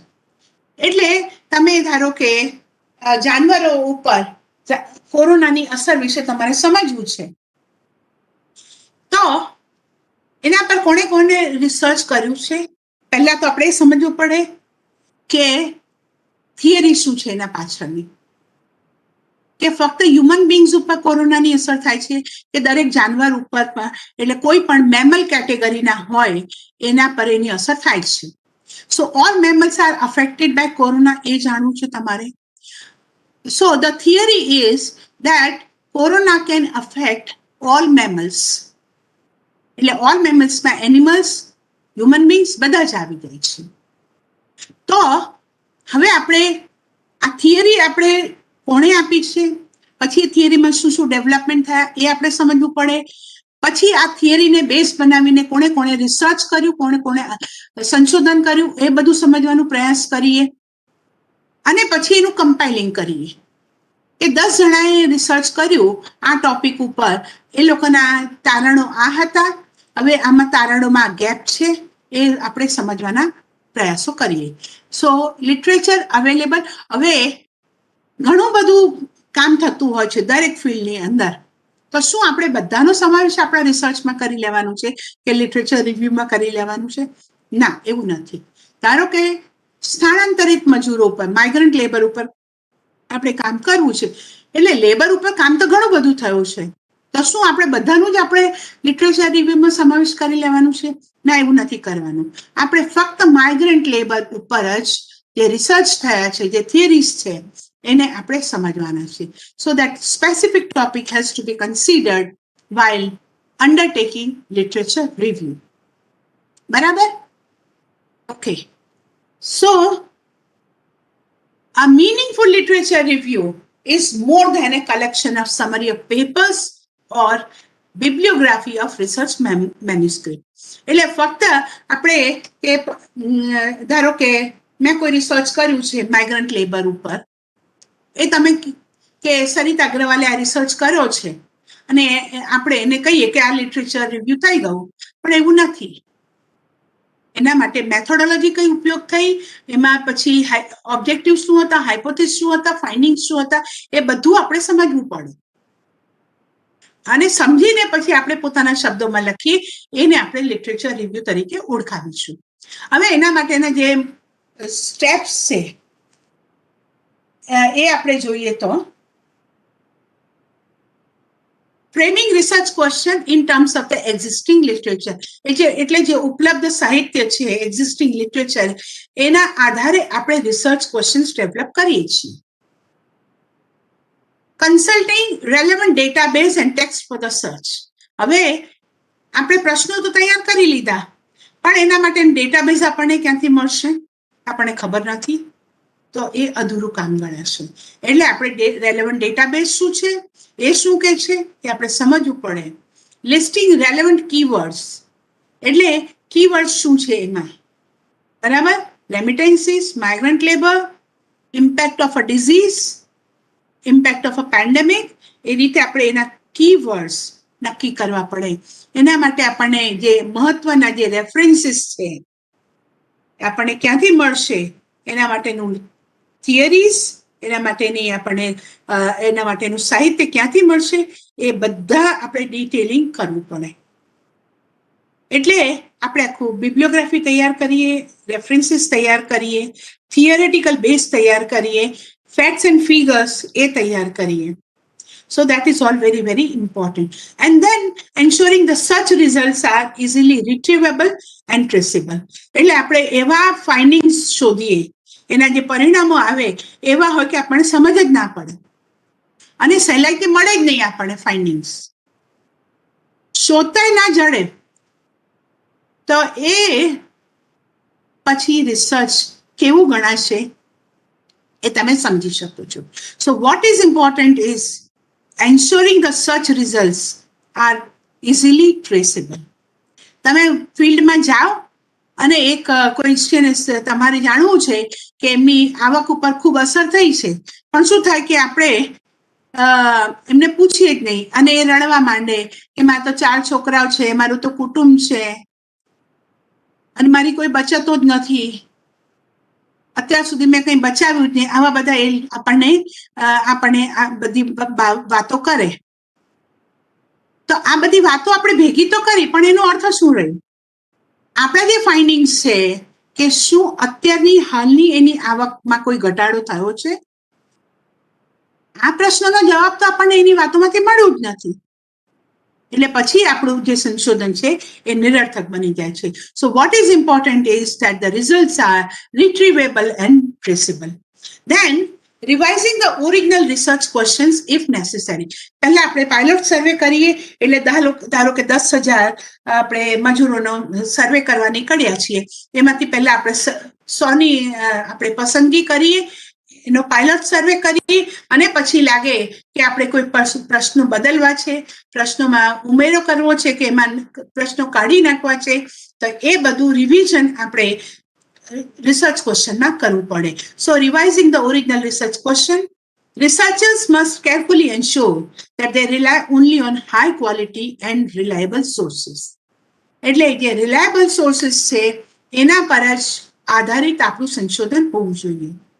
And before incorporating such results in any review of literature, it is necessary to evaluate each reference for accuracy. બરાબર. હવે ધારો કે કોઈ વ્યક્તિ એવું લખી દીધું કે ધારો કે પર્સન એ છે, એણે લખ્યું કે સરિતા અગ્રવાલે રિસર્ચ કર્યું હતું અને એને તારણો આ છે. હવે સરિતા અગ્રવાલે રિસર્ચ કર્યું જ ના હોય અને એનું રેફરન્સ મૂકી દીધું હોય, અને પછી છે ને એને તમે કોટ કરો કે પેલા પર્સન એ ના લિટરેચર રિવ્યુમાં સરિતા અગ્રવાલના રિસર્ચનું એક પેરેગ્રાફ લખેલું છે, પણ તમે એને ક્રોસ વેરીફાઈ નથી કરતા. ક્રોસ રેફરન્સમાં જઈને તમે જોશો ત્યારે તમને ખબર પડશે કે ખરેખર સરિતા અગ્રવાલે રિસર્ચ કર્યું છે કે કેમ. So reliable sources are very, very important, and we have to evaluate each reference for accuracy, authority, objectivity, currency અને coverage. એ બધી જ બાબતોનો એમાં આપણે સમાવેશ કરવો પડે. એટલે આપણે સમજવું પડે કે ક્રોસ રેફરન્સ છે કે કેમ, આપણે ક્રોસ રેફરન્સ ચેક કરવો પડે. એ પછી કે સરિતા અગ્રવાલના નામે આ સ્ટડી છે બતાવે છે, તો એ ક્યાં પબ્લિશ થયું છે, કે પછી એના ઓબ્જેક્ટિવ્સ, હાઇપોથેસિસ, બધું એનું એક્યુરેસી, ઓથોરિટી, એ બધું ચેક કરવું પડે. તો ત્યારે જ એ ઓથેન્ટિક લિટરેચર રિવ્યુ ગણાશે. Okay. Now, coming to the checklist for information for scientific literature review. Scientific literature review માટે આપણે કયા કયા પ્રશ્નો પહેલા ચકાસી લેવા પડે? Is the information reliable? તમે જે વાંચી રહ્યા છો એ રિલાયબલ સોર્સથી મળ્યું છે કે નહીં? એમાં કોઈ ભૂલો છે કે કેમ? એ આપણે ચકાસી લેવું પડે.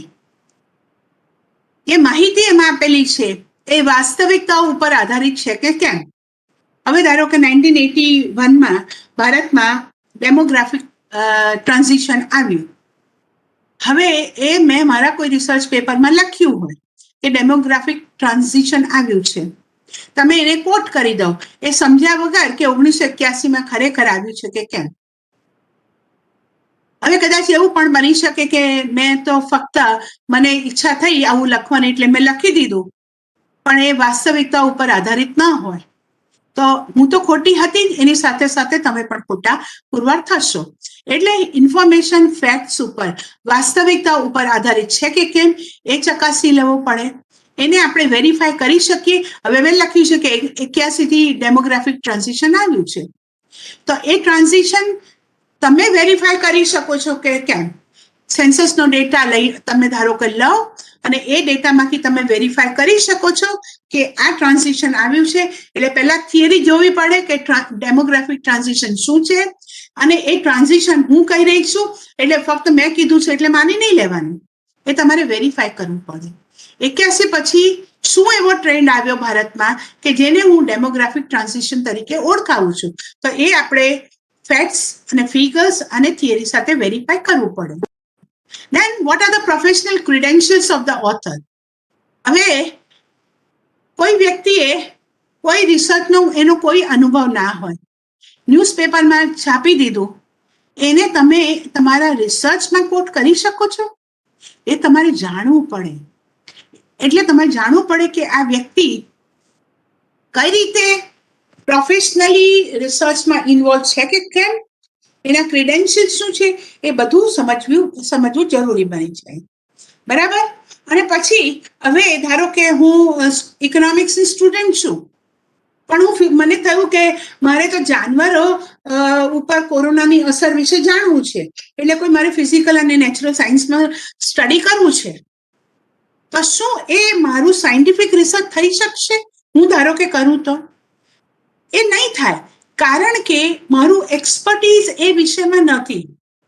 સો the author should have the subject matter expertise on the topic. એટલે સોશિયલ સાયન્સ વાળાની ઈચ્છા થઈ કે મારે તો ફિઝિકલ અને નેચરલ સાયન્સમાં કરવું છે, અને પછી આપણે ફિઝિકલ અને નેચરલ સાયન્સ વાળાને થાય કે મારે તો સોશિયલ સાયન્સમાં રિસર્ચ કરવું પડે. પણ આવા રિસર્ચને આપણે ઓથેન્ટિક ગણી શકીએ, કારણ કે એની પાસે સબ્જેક્ટ મેટર એક્સપર્ટીઝ નથી. So the author should have the subject matter expertise. Is the information relevant? હવે સ્થળાંતરિત મજૂરોનો અભ્યાસ કરવો છે, પણ પછી આપણે છે ને મજૂરોની ભારતના આર્થિક પરિસ્થિતિનો એક આપણે અભ્યાસ જોયો, વાંચી લીધો, અને એને આપણે સ્થળાંતરિત મજૂરોનો જે લિટરેચર રિવ્યુ છે એમાં મૂકી દીધું, તો એ ઇન્ફોર્મેશન રેલેવન્ટ ખરી? એ આપણે જાણવું પડે. એટલે આપણે જે લખી રહ્યા છીએ, જે સમજી રહ્યા છીએ, જે આપણે એને અભિવ્યક્તિ કરી રહ્યા છીએ, એ આપણા ટોપિક સાથે કેટલું રેલેવન્ટ છે એ સમજવું ખૂબ જરૂરી બની જાય છે. એ ઉપરાંત is a clear distinction made between facts and opinion. એટલે ફેક્ટ શું છે અને મારો વિચાર. ફેક્ટ એવો હોય કે ભારતમાં 1981 પછી બર્થ રેટમાં ઘટાડો શરૂ થયો છે, એ ફેક્ટ છે. પણ હું કહું કે મારા વિચારમાં આ ડેમોગ્રાફિક ટ્રાન્ઝિશન નથી. થિયરી પ્રમાણે અને ફેક્ટ મળતા આવે છે, પણ મારો વિચાર એવો છે કે એ નથી બરાબર. એટલે હું એ મારે વિચાર હોઈ શકે, પણ એ ફેક્ટ અને થિયરી સાથે મેળ નથી ખાતો. એટલે એ ક્લિયર હોવું જોઈએ ફેક્ટ શું છે અને આપણો મંતવ્ય શું છે. કે તમે બધા બહુ સારા વિદ્યાર્થીઓ છે, હવે હું તમારા વિશે કશું જ જાણતી નહીં હોઉં, અથવા તમે બધા એકદમ બેકાર વિદ્યાર્થીઓ છો, મને કાંઈ જ ખબર ના હોય તમારા વિશે, અને આ મારો વિચાર હોઈ શકે કે તમે સારા વિદ્યાર્થી નથી, પણ હકીકત અલગ હોઈ શકે કે તમે બધા સારા વિદ્યાર્થીઓ હો. એટલે ફેક્ટ અને ઓપિનિયન, વાસ્તવિકતા અને મંતવ્ય અને વિચાર બંનેમાં ફેર હોવો જરૂરી છે, એ આપણને ખબર હોવો જોઈએ. એ ઉપરાંત ઇઝ ધ ઇન્ફોર્મેશન બાયસ્ડ? આપણે જે માહિતી ભેગી કરી છે એ બાયસ છે? એમાં કોઈ પણ પ્રકારનો બાયસ રહેલો છે? એ આપણે સમજવાની જરૂર છે. એ ઉપરાંત ઇન્ફોર્મેશન નવી છે કે જૂની છે? હવે આપણે કોઈ મજૂર એવું કીધું કે મારી પાસે તો રૂપિયો પણ નથી, પણ આ પરિસ્થિતિ જે છે 10 વર્ષ જૂની હોય અને એને આપણે અહીંયા અત્યારે મૂકી દઈએ કે પેલા સ્થળાંતરિત મજૂરે એવી માહિતી આપી કે એની પાસે રૂપિયો પણ નથી, તો એ પછી તમને જે રિઝલ્ટ આપશે એ ખોટા આપે. So information has to be recent, current. It should not be biased. અને આપણી જે જરૂરિયાતો છે એ પ્રમાણે ફૂલફિલ થાય છે, એમાં એનું ઇનડેપ્થ કવરેજ થાય છે કે કેમ, એ બધું જ આપણે સમજવું પડે. સાઇટેશન એનાલિસિસ એના માટે ખૂબ ખૂબ જરૂરી છે. It's a very powerful approach for selecting articles for literature review. It helps in identifying the research that other scholars have found. બીજા જે સંશોધકોએ રિસર્ચ કર્યું છે એને સમજવા માટે ખૂબ મદદરૂપ થાય છે. સાઇટેશન અને કો citation analysis, it helps in identifying the articles and the scholars that have particularly influential in the field. હવે ધારો કે હું પોવર્ટીની વાત કરતી હું, હવે અભિજીત બેનર્જીએ એક બુક લખી હતી પોવર્ટી ઉપર. હવે ત્યારે હું પોવર્ટીની વાત કરતી હું પણ એમની બુકનું રેફરન્સ હું નહીં આપું, તો શું એ યોગ્ય ગણાશે? નહીં. એટલે સાઇટેશન, કો citation by researchers who are very influential in the research. So such an approach is very useful for junior scholars. એટલે હવે ધારો કે કોઈ વ્યક્તિ, મારો કોઈ સ્ટુડન્ટ હોય, પોવર્ટી ઉપર કામ કરતો હોય અને હું એને ના કહું કે તમારે અભિજીત બેનર્જીની ચોપડી વાંચવાની છે, તો એ ઇનકમ્પ્લીટ ઇન્ફોર્મેશનના આધાર હશે. પણ જો ધારો કે હું એને કહું કે અભિજીત બેનર્જીની બુક વાંચો તમે, તો એને આઈડિયા આવશે. So this will help the researcher in understanding the depth of the issue. આમાં પણ મારે ઘણું બધું કહેવું છે પણ ટાઈમ કન્સ્ટ્રેન્ટ્સ ઘણા છે. Okay, coming to the other aspects of the current research landscape, literature review એના બે હેતુ હોય છે, એના બે લાભ હોય છે. One is it informs a reader of what the reviewer considers to be the relevant for the research. એટલે તમે રિવ્યુ કરો, રિવ્યુ ઓફ લિટરેચર કરો, એના આધારે એ તમે જે રિસર્ચ કરવાના છે એનું શું રેલેવન્સ રહેશે, એમાં શું તમે થિયોરિટિકલ ગેપ્સ ફિલઅપ કરશો, એ બધું તમે જાણી શકો છો. અને એ ઉપરાંત પણ it also helps in providing an assessment of that work. એટલે એ ફક્ત આપણે એનો શું કહેવાય કે એનું સમરી નથી મૂકતા, પણ એનું અસેસમેન્ટ પણ કરીએ છીએ. અને એ બધું જ અસેસમેન્ટ એટલે ધારો કે મેં રિસર્ચ કર્યું હોય કોઈ ટોપિક ઉપર અને પછી તમે જ્યારે એ જ ટોપિક ઉપર કામ કરતા હોય તો તમે ફક્ત મેં શું કર્યું છે એ જ નથી જણાવતા, પણ જ્યારે તમે લિટરેચર રિવ્યુ કરશો ત્યારે એનું ઇવેલ્યુએશન પણ કરશો કે આ સરિતા અગ્રવાલે આ રિસર્ચ કરી છે પણ એની અંદર આ ગેપ રહી ગયો છે, એમણે આ કામ નથી કર્યું, એમણે આ જે કર્યું છે એમાં મેથોડોલોજી ખોટી લીધી છે. એટલે એ બધું પણ તમે લિટરેચર રિવ્યુમાં દર્શાવી શકો છો. So once the research questions are clarified, contextualized, એટલે એને તમે ક્લિયરલી મેન્શન કરી દીધા હોય, સ્પેસિફિકલી એનો તમે કોન્ટેક્સ્ટ લીધો હોય, તો એને કારણે તમને રિસર્ચમાં ખૂબ મદદ મળે છે. અને એ જે તમે કોન્ટેક્સ્ચ્યુઅલાઇઝેશન કર્યું છે એને તમે ડેટા થ્રુ પ્રેઝન્ટ કરી શકશો. So once the research questions are defined, the researcher will prepare the એટલે તમે પ્રશ્નો તૈયાર કર્યા, ત્યાર પછી રિસર્ચ ડિઝાઇન તૈયાર કરશો અને એ જે રિસર્ચ ડિઝાઇન બનાવશો એ તમારું રિસર્ચનું ફાઉન્ડેશન છે અને એનું સ્કોપ પણ તૈયાર થાય છે. હવે એ ઉપરાંત આજે તમે ડેટા ભેગા કરશો, જનરલી રિસર્ચ ડિઝાઇન તૈયાર કરતી વખતે તમે જે સાધનો છે, સ્કિલ, ટાઈમ એ બધાને ધ્યાનમાં રાખો છો અને એના માટે રિસર્ચ મેથડ શું એડોપ્ટ કરશો એ બધું બહુ ખૂબ જરૂરી બની જાય છે. અને આ જે તમારા રિસર્ચ મેથડ્સનું જે ડિસિઝન છે એ તમારા રિસર્ચ ક્વેશ્ચન્સ એટલે તમારા સંશોધનના પ્રશ્નો ઉપર આધાર રાખે છે. એના માટેના ડેટા સોર્સ શું છે, એના તમને જે ડેટા મળી રહ્યો છે એ કેવા પ્રકારનો છે અને તમે રિસર્ચ કેમ કરી રહ્યા છો, આ બધી જ બાબતો ઉપર એનો આધાર હશે. હવે જે ડેટા તમે કલેક્ટ કરશો એ બે પ્રકારનું હોય છે, પ્રાઇમરી ડેટા અને સેકન્ડરી ડેટા. હવે એની ચર્ચા હું અહીંયા નથી કરી રહી કારણ કે એ તમારા રિસર્ચ મેથોડોલોજીના પેપરમાં આવે જ છે. I will skip this part. પછી સ્ટેટિસ્ટિકલ ટેકનિક્સ એનો જે તમે ઉપયોગ કરો છો, that will be based on the research question and data collected. Methods used for analysis, synthesis, interpretation એ પણ રિસર્ચ ડિઝાઇનમાં આવી જાય છે. અને જે હાલમાં પ્રવર્તિત મોડલ્સ છે એના માટેના એ મોડલ્સ તમને એનો સાયન્ટિફિક બેઝ તૈયાર કરી આપે છે કે જેથી તમે જે પ્રશ્ન તમે ઊભા કર્યા છે એ પ્રશ્નોનો તમે જવાબ મળી શકે તમને.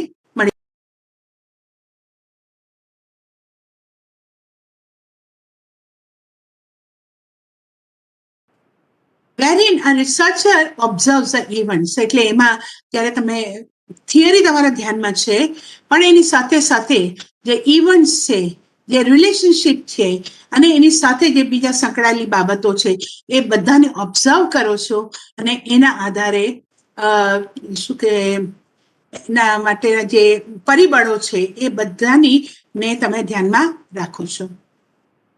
Careful data collection is very, very important. Then one has to be very, very careful in replicability and reproduction of the research. મેં તમને આગળ ઉદાહરણ આપ્યું હતું કે એક વ્યક્તિએ કર્યું ગુજરાત ઉપર, પછી એને જોઈને બીજો વ્યક્તિ મહારાષ્ટ્ર ઉપર કરે છે. એને તમે રેપ્લિકા સ્ટડી તરીકે કહી શકો છો પણ રિસર્ચ તરીકે નથી કહી શકતા. પણ જો એક વ્યક્તિએ રિસર્ચ ગુજરાત ઉપર કર્યું છે પણ અમુક બાબતો ઉપર કર્યું, બીજી બાબતોનો સમાવેશ એ રિસર્ચમાં નથી થયો અને તમે એ બાબતો ઉપર રિસર્ચ કરો, ભલે મહારાષ્ટ્રને તમે ઉદાહરણ તરીકે લીધું છે, તો એ તમારું રિસર્ચ ગણાશે, એ તમારું કન્ટ્રીબ્યુશન ગણાશે. So one has to be very very careful about the reproduction of a research and replica studies. Okay, હવે તો શું થયું છે કે સોશિયલ સાયન્ટિસ્ટ માટે ડેટા એક્સટ્રેક્ટ કરવો બહુ ઇઝી થઈ ગયું છે, પણ એની સાથે સાથે હ્યુમન બિહેવિયર, હ્યુમન એક્શન્સ એ બધું જ સમજવું ખૂબ જરૂરી હોય છે. Okay, there are many data analysis procedures અને એના માટે ઘણા બધા પ્રશ્નો છે જે ધ્યાનમાં રાખવા જોઈએ, which are also a part of the best practices. The choice of the research technique કે તમે એને ડિફેન્ડ કરી શકો છો કે તમે રિસર્ચ ટેકનિક યુઝ કરી છે.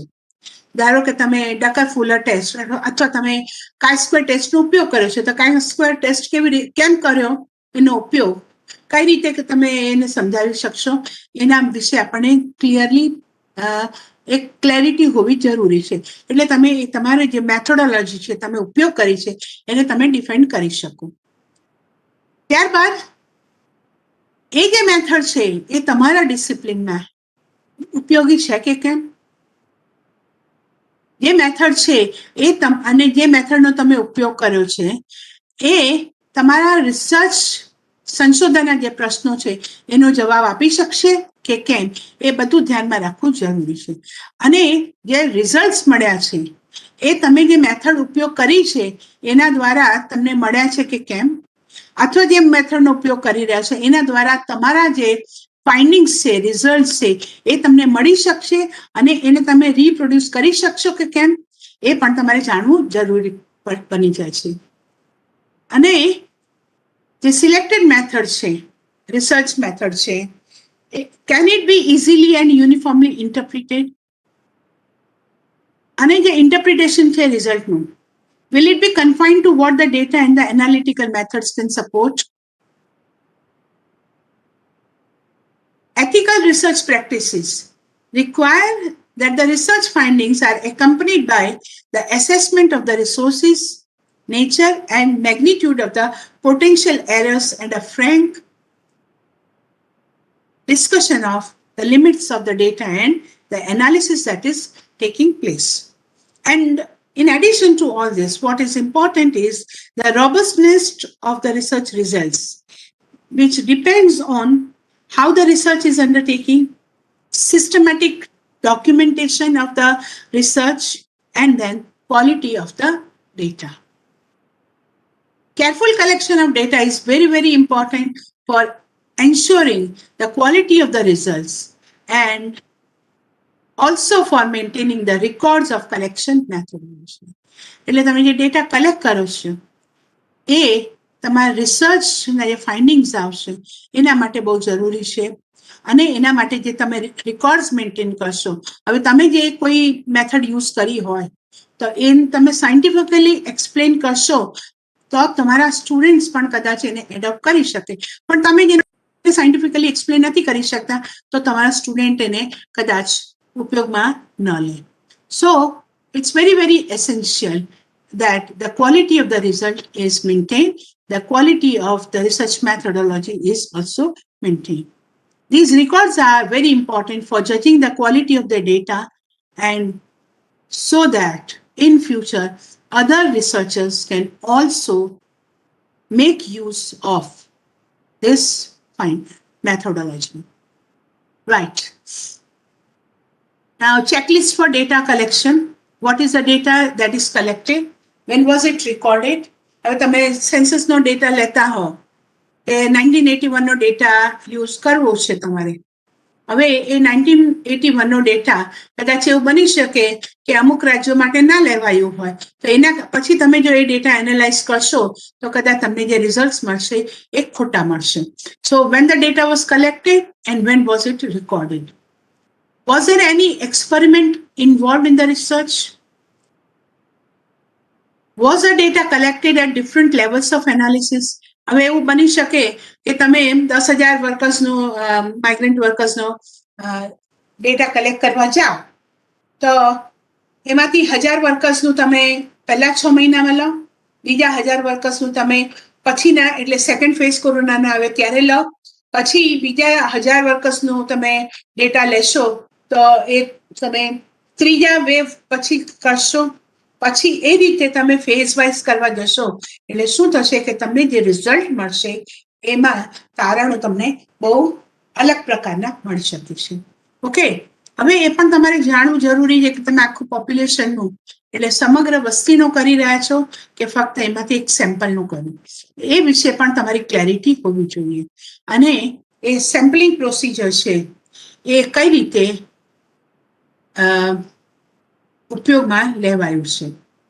એ ઉપરાંત sample set representative of the studies population, એ આપણે સમજવું જરૂરી છે.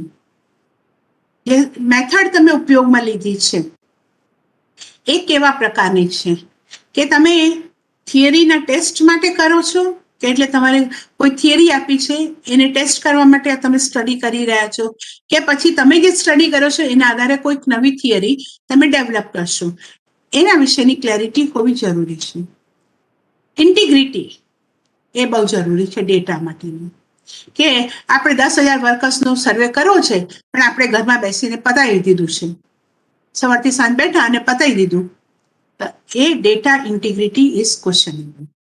That's very, very important.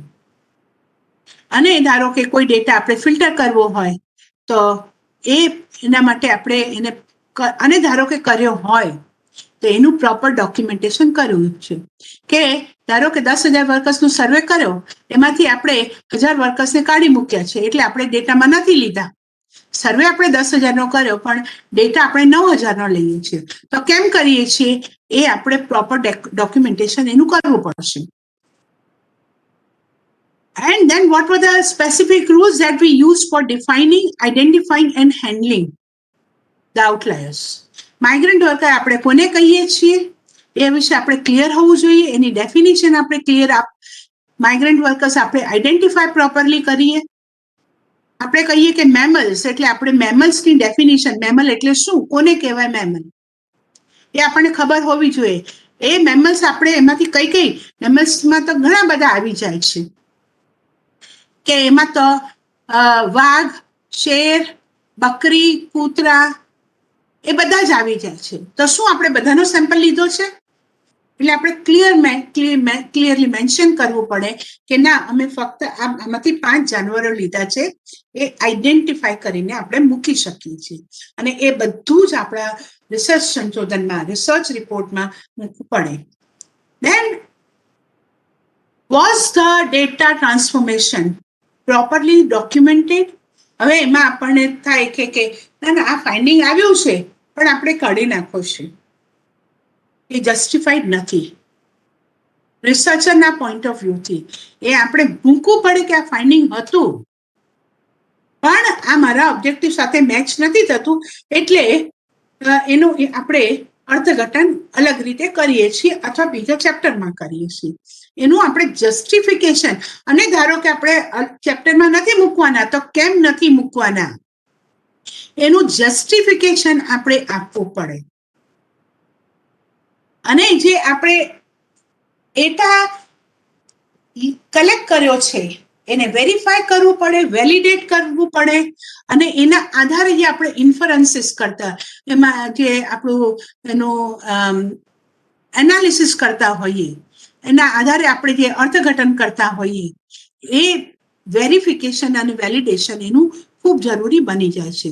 એના માટે આપણે કયા કયા કમ્પ્યુટર પ્રોસિજર્સનો ઉપયોગ કર્યો છે. આપણે શું, ધારો કે તમે SPSS નો ઉપયોગ કર્યો હોય તો તમારે લખવું પડે કે તમે SPSS નો ઉપયોગ કર્યો છે. તમે એક્સેલમાં કર્યું હોય તો તમારે લખવું પડે કે તમે એક્સેલનો ઉપયોગ કર્યો, કયા પ્લેટફોર્મ ઉપર તમે આ ડેટા એનાલાઇઝ કરવું છે, એ બધું જ તમારે એક્સપ્લેન કરવું પડે. અને ડેટા ફાઇલના આધારે તમારે મિનિંગફુલ ઇન્ટરપ્રિટેશન કરવા ખૂબ જરૂરી બની જાય છે. અને ધારો કે હવે તમે મારી પાસેથી ડેટા કલેક્ટ કર્યો અને મેં કીધું હોય કે ભાઈ તમારે મારી આઈડેન્ટિટી નહીં બતાવવાની, અને છતાં તમે લખો કે સરિતા અગ્રવાલે આવું કીધું હતું, એ અનએથિકલ ગણાશે. એટલે જે પ્રાઇવસી ઇસ્યુઝ છે એ આપણે ક્લિયરલી ડિફાઇન કરવા પડે. આપણે એને પ્રોપરલી એડ્રેસ કે સરિતા અગ્રવાલે ના પાડી કે તમે મારા જે વિચારો છે એ મૂકો પણ મારું નામ નહીં બતાવશું. એટલે એ મારી જે પ્રાઇવસી છે એ તમારે મેન્ટેન કરવી રિસર્ચમાં જરૂરી બની જાય છે. Okay, so research data and related files, they need to be stored securely during all phases of the process. એટલે તમે 1,000 વર્કર્સ પાસેથી ડેટા ધારો કે ભેગો કરી લીધો છે, પણ તમે એના ફાઇન્ડિંગ્સ તમે તમારા મિત્રો જોડે, તમારા બીજા બધા સાથીઓ સાથે એની ચર્ચા કરવા માંડો, એ યોગ્ય નથી. It has to be secured properly at all phases of the process before it is published. So the researcher needs to ensure the ownership and accountability of the data that you have collected. આ data તમે જ collect કર્યો છે, તમે લેબોરેટરીમાં જઈને કામ કર્યું છે, તમે જ ફિલ્ડમાં ગયા છો, તમે ત્યાંથી કલેક્ટ કર્યો છે, એ તમારે બાંયધરી લેવી પડે. અને એ ડેટા માટેના જેટલા પણ નિયમો હોય એ બધા તમારે એના માટે એકાઉન્ટેબલ થવું પડે. ઓકે, એના માટેની પ્રાઇવસી, સેફટી માટેના જે પ્રોટોકોલ્સ છે એ મેન્ટેન કરવા પડે. અને જે ઓરિજિનલ ડેટા છે એની તમારે ડેટા ઇન્ટિગ્રિટી મેન્ટેન કરવી પડશે. એ ઉપરાંત ડેટાનું સ્ટોરેજ, રિટ્રીવલ, કઈ રીતે તમને ડેટા મળશે, કે SPSS માં કર્યું છે તો એના પરથી તમે ડેટા રિટ્રીવ કરશો. એના માટે બહુ જ કેરફુલ રહેવું જરૂરી બની જાય છે. એના માટેના પછી એ ડેટા તમે કલેક્ટ કર્યો છે, એનું બેકઅપ અને એના માટેની જે જરૂરિયાતો છે, ધારો કે કોઈએ ફંડિંગ કર્યું છે તો એ ફંડિંગ માટેની રિક્વાયરમેન્ટ શું છે, એ લોકોના નિયમો શું છે, એ બધું જ ધ્યાનમાં રાખવું પડે. ધારો કે કોઈએ ફંડિંગ કર્યું છે, એ લોકો કહે કે તમારે 2 વર્ષની અંદર આના ફંડિંગ મૂકી દેવાના, તૈયાર કરીને પબ્લિશ કરાવી દેવાનું. તો એ બાબત તમારે ધ્યાનમાં રાખવી જરૂર કે ના, મને તો ઈચ્છા છે કે હું 5 વર્ષ પછી કરાવીશ, એ અનએથિકલ ગણાશે. એટલે ફંડિંગ કોણે કર્યું છે, એના નિયમો શું છે, ગાઈડલાઈન શું છે, એ બધું જ તમારે ધ્યાનમાં રાખવું પડે. According to the US Office of Science and Technology policy, research misconduct. What is research misconduct? તમે હવે નિયમો નહીં માનો તો એ મિસકન્ડક્ટ ગણાય છે. તો Office of Science and Technology policy in the United States defines research misconduct as fabrication, falsification or plagiarism in proposing, performing or reviewing research or in reporting research results. એટલે એક રિસર્ચના ફાઇન્ડિંગ આવ્યા છે કે અમુક બાબતો સાચી છે, પણ તમે એને ક્યાં તો એને ખોટી રીતે રજૂ કરો અથવા તમે આખું ને આખું એનું કોપી કરીને મૂકી દો, તો એ રિસર્ચ મિસકન્ડક્ટ ગણાશે. સો ફોલ્સિફિકેશન, પ્લેગેરિઝમ, ફેબ્રિકેશન, એમાં કંઈ તમે ચેન્જીસ કરી નાખો, કોઈ બીજાના ફાઇન્ડિંગ્સ હોય, એટલે એણે કીધું કે કોરોનાની અસર મજૂરો પર થાય છે, તમે એને મૂકી દો કે કદાચ થાય છે એવું એમણે કીધું છે, એટલે આખું જે એનું અર્થઘટન છે એ બદલાઈ ગયું, તો એ એને રિસર્ચ મિસકન્ડક્ટ ગણાય છે. ઓકે, આ ફેડરલ રિસર્ચ મિસકન્ડક્ટની policy in fact it has been adopted in the US. So the terms fabrication, falsification and plagiarism are, what is fabrication? Making up data or result. એટલે મેં તમને કીધું કે તમે ઘરે બેસીને ક્વેશ્ચનને ફિલઅપ કરી લીધી, એ ફેબ્રિકેશન છે. Falsification, manipulating research material, equipment or processes or changing or omitting data or results such that the research is not accurately represented in the research record. એટલે એવું બની શકે. એટલે મેં હમણાં જે તમને દાખલો આપ્યો કે આવું થાય છે, તો કદાચ એવું થાય છે તમે કહી દો તો એનું આખું મેન્યુપ્યુલેશન તમે કરી નાખ્યું છે, એટલે એ યોગ્ય નથી. Plagiarism, what is plagiarism? Appropriation of another person's ideas, processes, result or words without giving appropriate credit. એટલે ધારો કે મેં કોઈ રિસર્ચ પેપર લખ્યું છે અને એમાંથી તમે બેઠું આખું ને આખું પેરેગ્રાફ મૂકી દો અને ક્યાંય જણાવો નહીં કે આ સરિતા અગ્રવાલે લખ્યું છે, એ પ્લેગેરિઝમ ગણાય છે. અત્યારે તો યુજીસીની ગાઈડલાઈન આવી ગઈ છે કે તમે કોઈ પણ રિસર્ચ પેપર પબ્લિશ કરો તો એમાં 10% ઓછું પ્લેગેરિઝમ હોવું જોઈએ. Similarity index should be less than 10%. અને 60% જો વધારે હોય તો પછી એને that is punishable. ઓકે, હવે એના માટે હું બહુ ડિટેલમાં નથી જતી, પણ બીજાના વિચારો તમે લઈ લો, પણ એને તમે ક્રેડિટ નહીં આપો તો એ પ્લેગેરિઝમ ગણાય છે. This is a definition by the Office of Research Integrity. Research misconduct does not include any inadvertent error or differences of opinion. It is generally accepted standard, which is very, very important, and it plays a very important role in describing the significant departure from the accepted practices. It may be done knowingly, it may have been done intentionally or unintentionally. આપણા સાયન્સમાં કોઈ પણ physical science હોય, natural science હોય, એની અંદર આ પ્રકારના પ્રશ્નો ઊભા થઈ શકે છે. Okay, so there are several ways in which the researcher can do it, and there are a lot of ways of doing it. અને એ ઘણી વખત થઈ જાય છે, પણ એ મિસકન્ડક્ટમાં એની ગણતરી થાય છે.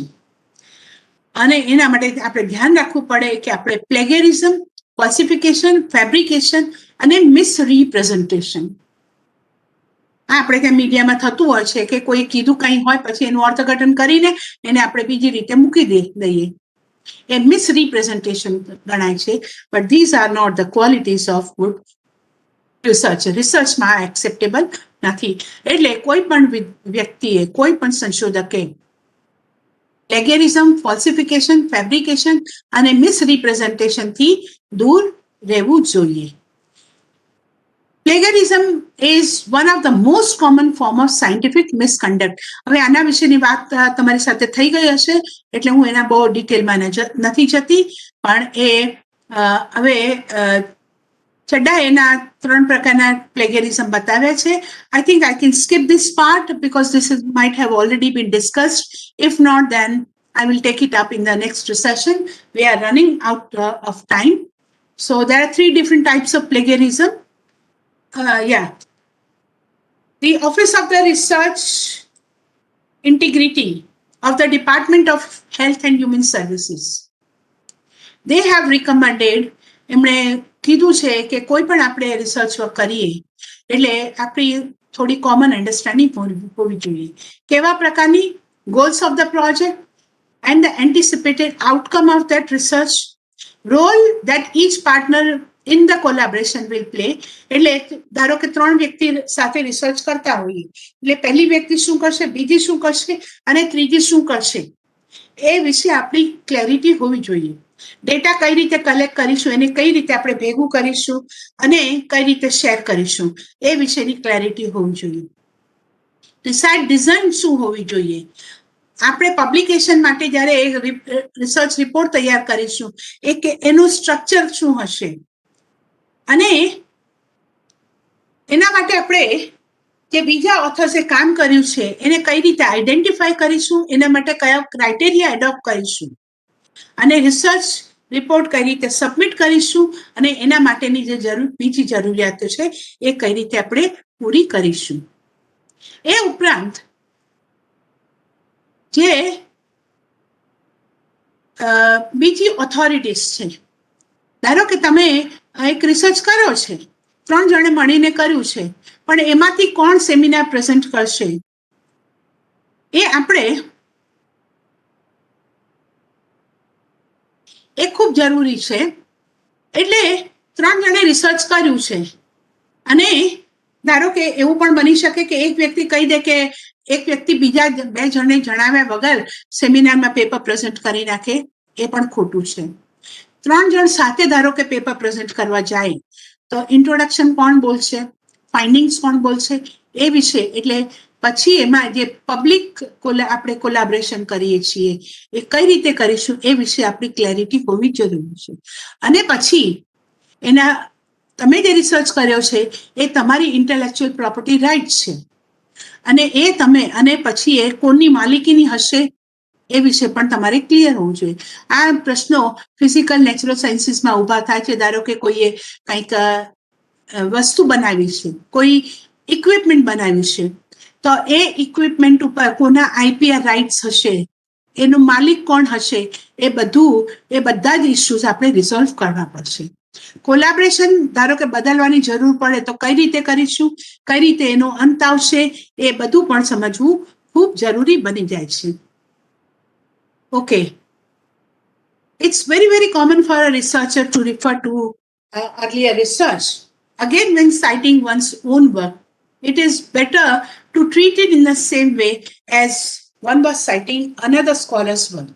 એટલે બીજા લોકોએ જે રીતે એનું સાઇટિંગ કર્યું છે, એને કોટ કર્યું છે, એ રીતે આપણે પણ કરીએ. નોર્મલી તમે જોઈ શકો છો આજકાલ તો એમાં પણ બતાવે છે કે તમે ધારો કે ગૂગલ પર સર્ચ કરતા હોય તો એનું સાઇટેશન કઈ રીતે મૂકવાનું છે એ વિશેની નોંધ આપેલી હોય છે. બરાબર?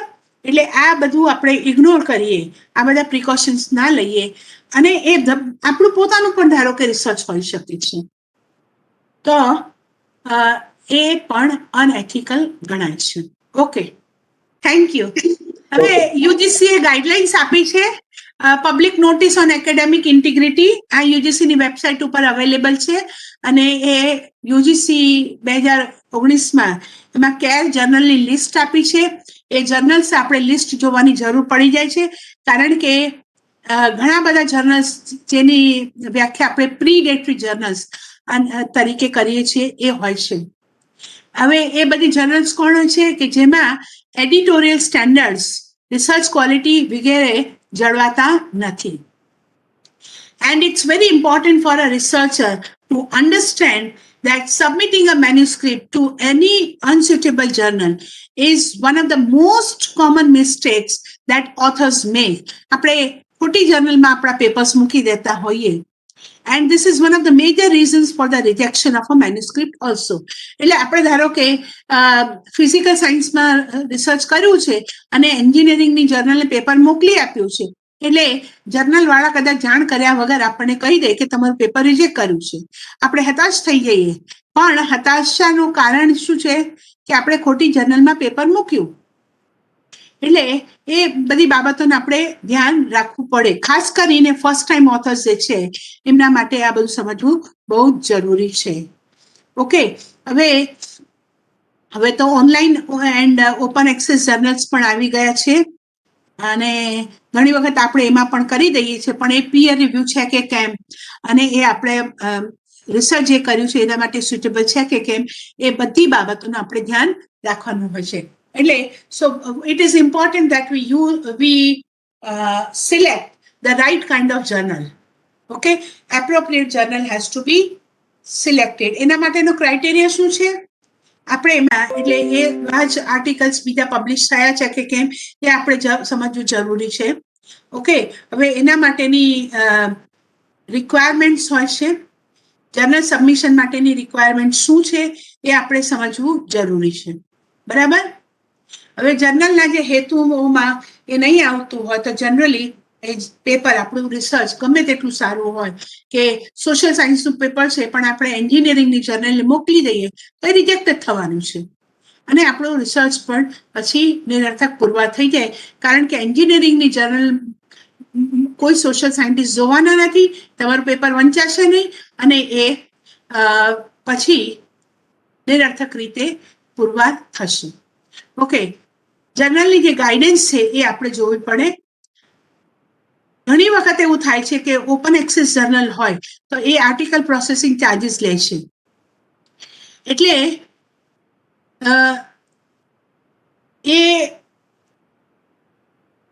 એના દ્વારા પણ આપણે ઘણી વખત સમજી શકીએ છીએ કે આપણે જર્નલમાં એ આર્ટિકલ સબમિટ કરવું કે નહીં.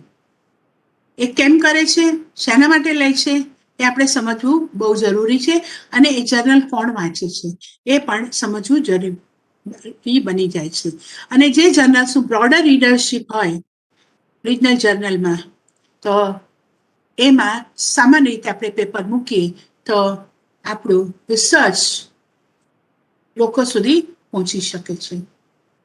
હવે વિશેષ પ્રકારના કોઈ રિસર્ચ ટોપિક્સ આપણે લીધા હોય એ આપણે પછી એ પ્રકારની જર્નલમાં જ પબ્લિશ કરવા જોઈએ. બરાબર? જર્નલ ઇમ્પેક્ટ ફેક્ટર અને રેન્કિંગ શું છે હું બહુ શોર્ટમાં તમને આ બધું સમજાવી દઈશ જો તમે અત્યાર સુધી ના કર્યું હોય તો.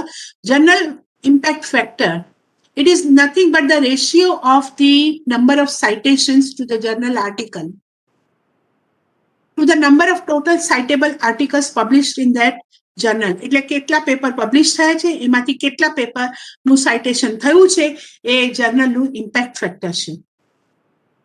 So one should also look at the relative standing of the journal in the given subject on journal impact factor. એ આપણે જોઈ લેવું જરૂરી બની જાય છે. જર્નલનો પિયર રિવ્યુ પ્રોસેસ શું હોય છે? નોર્મલી શું થાય છે કે ઇન્ડિપેન્ડન્ટ, રિગરસ અને અનબાયસ્ડ પિયર રિવ્યુઅર્સ એટલે તમારા જે વિષય છે એ જ વિષયમાં જે લોકો રિસર્ચ કરે છે એને આપણે પિયર રિવ્યુઅર તરીકે ઓળખાવીએ છીએ. એમની પાસે રિવ્યુ કરાવે તમારું આર્ટિકલ એને પિયર રિવ્યુ તરીકે ઓળખાવીએ છીએ. Are there any red flags in the journal issue? એટલે diversity of the author is very good indicator of the journal quality. એક જ વ્યક્તિ એક જ જર્નલમાં 10-15 વર્ષ સુધી સતત પબ્લિકેશન કરતા હોય તો એ જર્નલનું રેડ ફ્લેગશિપ આવી જાય છે. ઓકે, એ આપણે સમજવું બહુ જરૂરી. The Office of the Research Integrity can develop special training for the researchers focused on the topic of the research publication and dissemination, એટલે publication for young scholars and students. This is what is the university doing for you now. So GRAIE provides a checklist for promoting publication integrity and avoid misconduct. The Committee on Publication Ethics, જેને આપણે કોપ તરીકે ઓળખાવીએ છીએ, they advise the publishers to retract articles where there is a clear evidence that the findings are unreliable. Findings unreliable ના હોય તો પછી journal એ article accept નહીં કરે, એના માટેની સત્તા એ જર્નલને કોપ એટલે કમિટી ઓન પબ્લિકેશન એથિક્સ દ્વારા મળી છે. Okay, so they also have the reappraised checklist, which includes research governance, ethics, authorship, productivity, plagiarism, research conduct, analysis, methods, image manipulation, statistics and data, errors, data duplication and reporting. આ બધાને લગતી બાબતો રીઅપ્રેઝલમાં આવી જાય છે. The use of this checklist can help to speed up the identification and correction of in the papers. પેપરમાં કોઈ ભૂલો હોય તો આ ચેકલિસ્ટના આધારે એમાં સુધારો કરી શકાય છે અને એના દ્વારા આપણે જે રિસોર્સિસ, કારણ કે આટલી બધી મહેનત કરી હોય અને પબ્લિશ ના થાય તો એ આપણી મહેનત બધી વેસ્ટ ગઈ, આપણા રિસોર્સિસ બધા વેસ્ટ ગયા. એટલે એ સિચ્યુએશનને એવોઇડ કરવા માટે આપણે આ ચેકલિસ્ટને ધ્યાનમાં રાખવું જોઈએ. Okay, I M running very fast but I want to complete this part. Okay, so there are many common factors for rejecting a manuscript. ઘણા બધા કારણોસર મેન્યુસ્ક્રિપ્ટ રિજેક્ટ થઈ શકે છે. કદાચ જર્નલની સ્ટાઇલ નહીં હોય, ગાઈડલાઇન્સને આપણે ફોલો ના કરી હોય, ફોર્મેટ અલગ હોય, પછી કોઈ ડુપ્લિકેશન હોય, જે રિઝલ્ટ આપણને રિસર્ચમાંથી મળ્યા હોય એના બહુ મહત્વ નાના હોય, અગત્યના ન હોય. આપણે એનું જે રિસર્ચનું મહત્વ છે એ આપણે ક્લિયરલી મેન્શન નથી કર્યું. પછી જે આપણી મેથડ્સ છે એ એનું ડિઝાઇનિંગ વ્યવસ્થિત રીતે કર્યું નથી. પ્રિલિમિનરી જે રિઝલ્ટ્સ આપણને મળ્યા છે એમાં આપણે કોઈ મિસઇન્ટરપ્રિટેશન કર્યા હોય અથવા સ્પેક્યુલેટિવ ઇન્ટરપ્રિટેશન કર્યું હોય તો તેને કારણે પણ પેપર રિજેક્ટ થઈ જાય છે. અને ઘણી વખત રાઇટિંગ, આપણે જે ફાઇન્ડિંગ્સ આપણને મળ્યા છે એને આપણે વ્યવસ્થિત રીતે મૂકીએ એ પણ બહુ જ જરૂરી છે. જો તમારું લખાણ બરાબર નહીં હોય તો ગમે તેટલા ઇમ્પોર્ટન્ટ ફાઇન્ડિંગ હોય પણ જો એમાં ક્લેરિટી નહીં હોય તો પેપર પબ્લિશ ના થાય. So there has to be clarity in writing also. Language plays a very, very important role in your research work, in getting your research work published. Okay, and normally journals જે હોય છે એ peer review process ઉપર depend કરે છે. Right, yeah. I'm getting a lot of messages that I should share my slides. I will share the reading material with you also, and I will also share these slides with you. So don't worry about it. Right, yeah. અને એના માટે ઘણી બધી જે practices છે એ આપણે observe કરવી જોઈએ અને એના માટે જે બેસિક પ્રેક્ટિસીસ છે એને શું કહેવાય કે આપણે ઓબ્ઝર્વ કરવી જોઈએ. અને એના માટે જરૂરી છે કે text, data, method, idea, result, formulation of questions, documentation એ બધું જ આપણે વ્યવસ્થિત રીતે મૂકતા હોઈએ. બરાબર છે? હવે ધારો કે તમને કોઈ પેપર ક્યાંક પ્રેઝન્ટ કર્યું છે અને કોન્ફરન્સમાં પ્રેઝન્ટ કર્યું છે, પછી તમને ત્યાંથી સજેશન્સ મળે, એ સજેશન્સ તમે ઇનકોર્પોરેટ કરીને પેપર રિવાઇઝ કરો, પછી એને પબ્લિકેશનમાં મોકલો છો, તો એ તમારે ત્યાં જાણ કરવી પડે, એકનોલેજ કરવી પડે કે આ વ્યક્તિએ અમને આ સજેશન્સ કર્યા હતા અને એ મને ખૂબ મદદરૂપ થયા છે, મેં એમને ઇનકોર્પોરેટ કર્યા છે. એ બધું જ આપણે પબ્લિકેશન વખતે બતાવવું પડે. Okay, so this is very very important. Unpublished work કોઈનો તમે લીધો હોય તો ત્યાં પણ તમારે બતાવવું પડે કે ધારો કે તમે કોઈ રિસર્ચ પેપર લખ્યું છે અને એ રિસર્ચ પેપર તમે મને રિવ્યુ માટે મોકલો અને પછી હું તમને રિવ્યુ કરીને તો આપું, પણ તમારો જે પેપર છે એને એક હું ફાઇન્ડિંગ તરીકે, એટલે એનો ઉપયોગ હું મારા પેપરમાં કરું અને તમારું નામ તો બતાવું, પણ એવું ના બતાવું કે આ અનપબ્લિશ પેપર છે.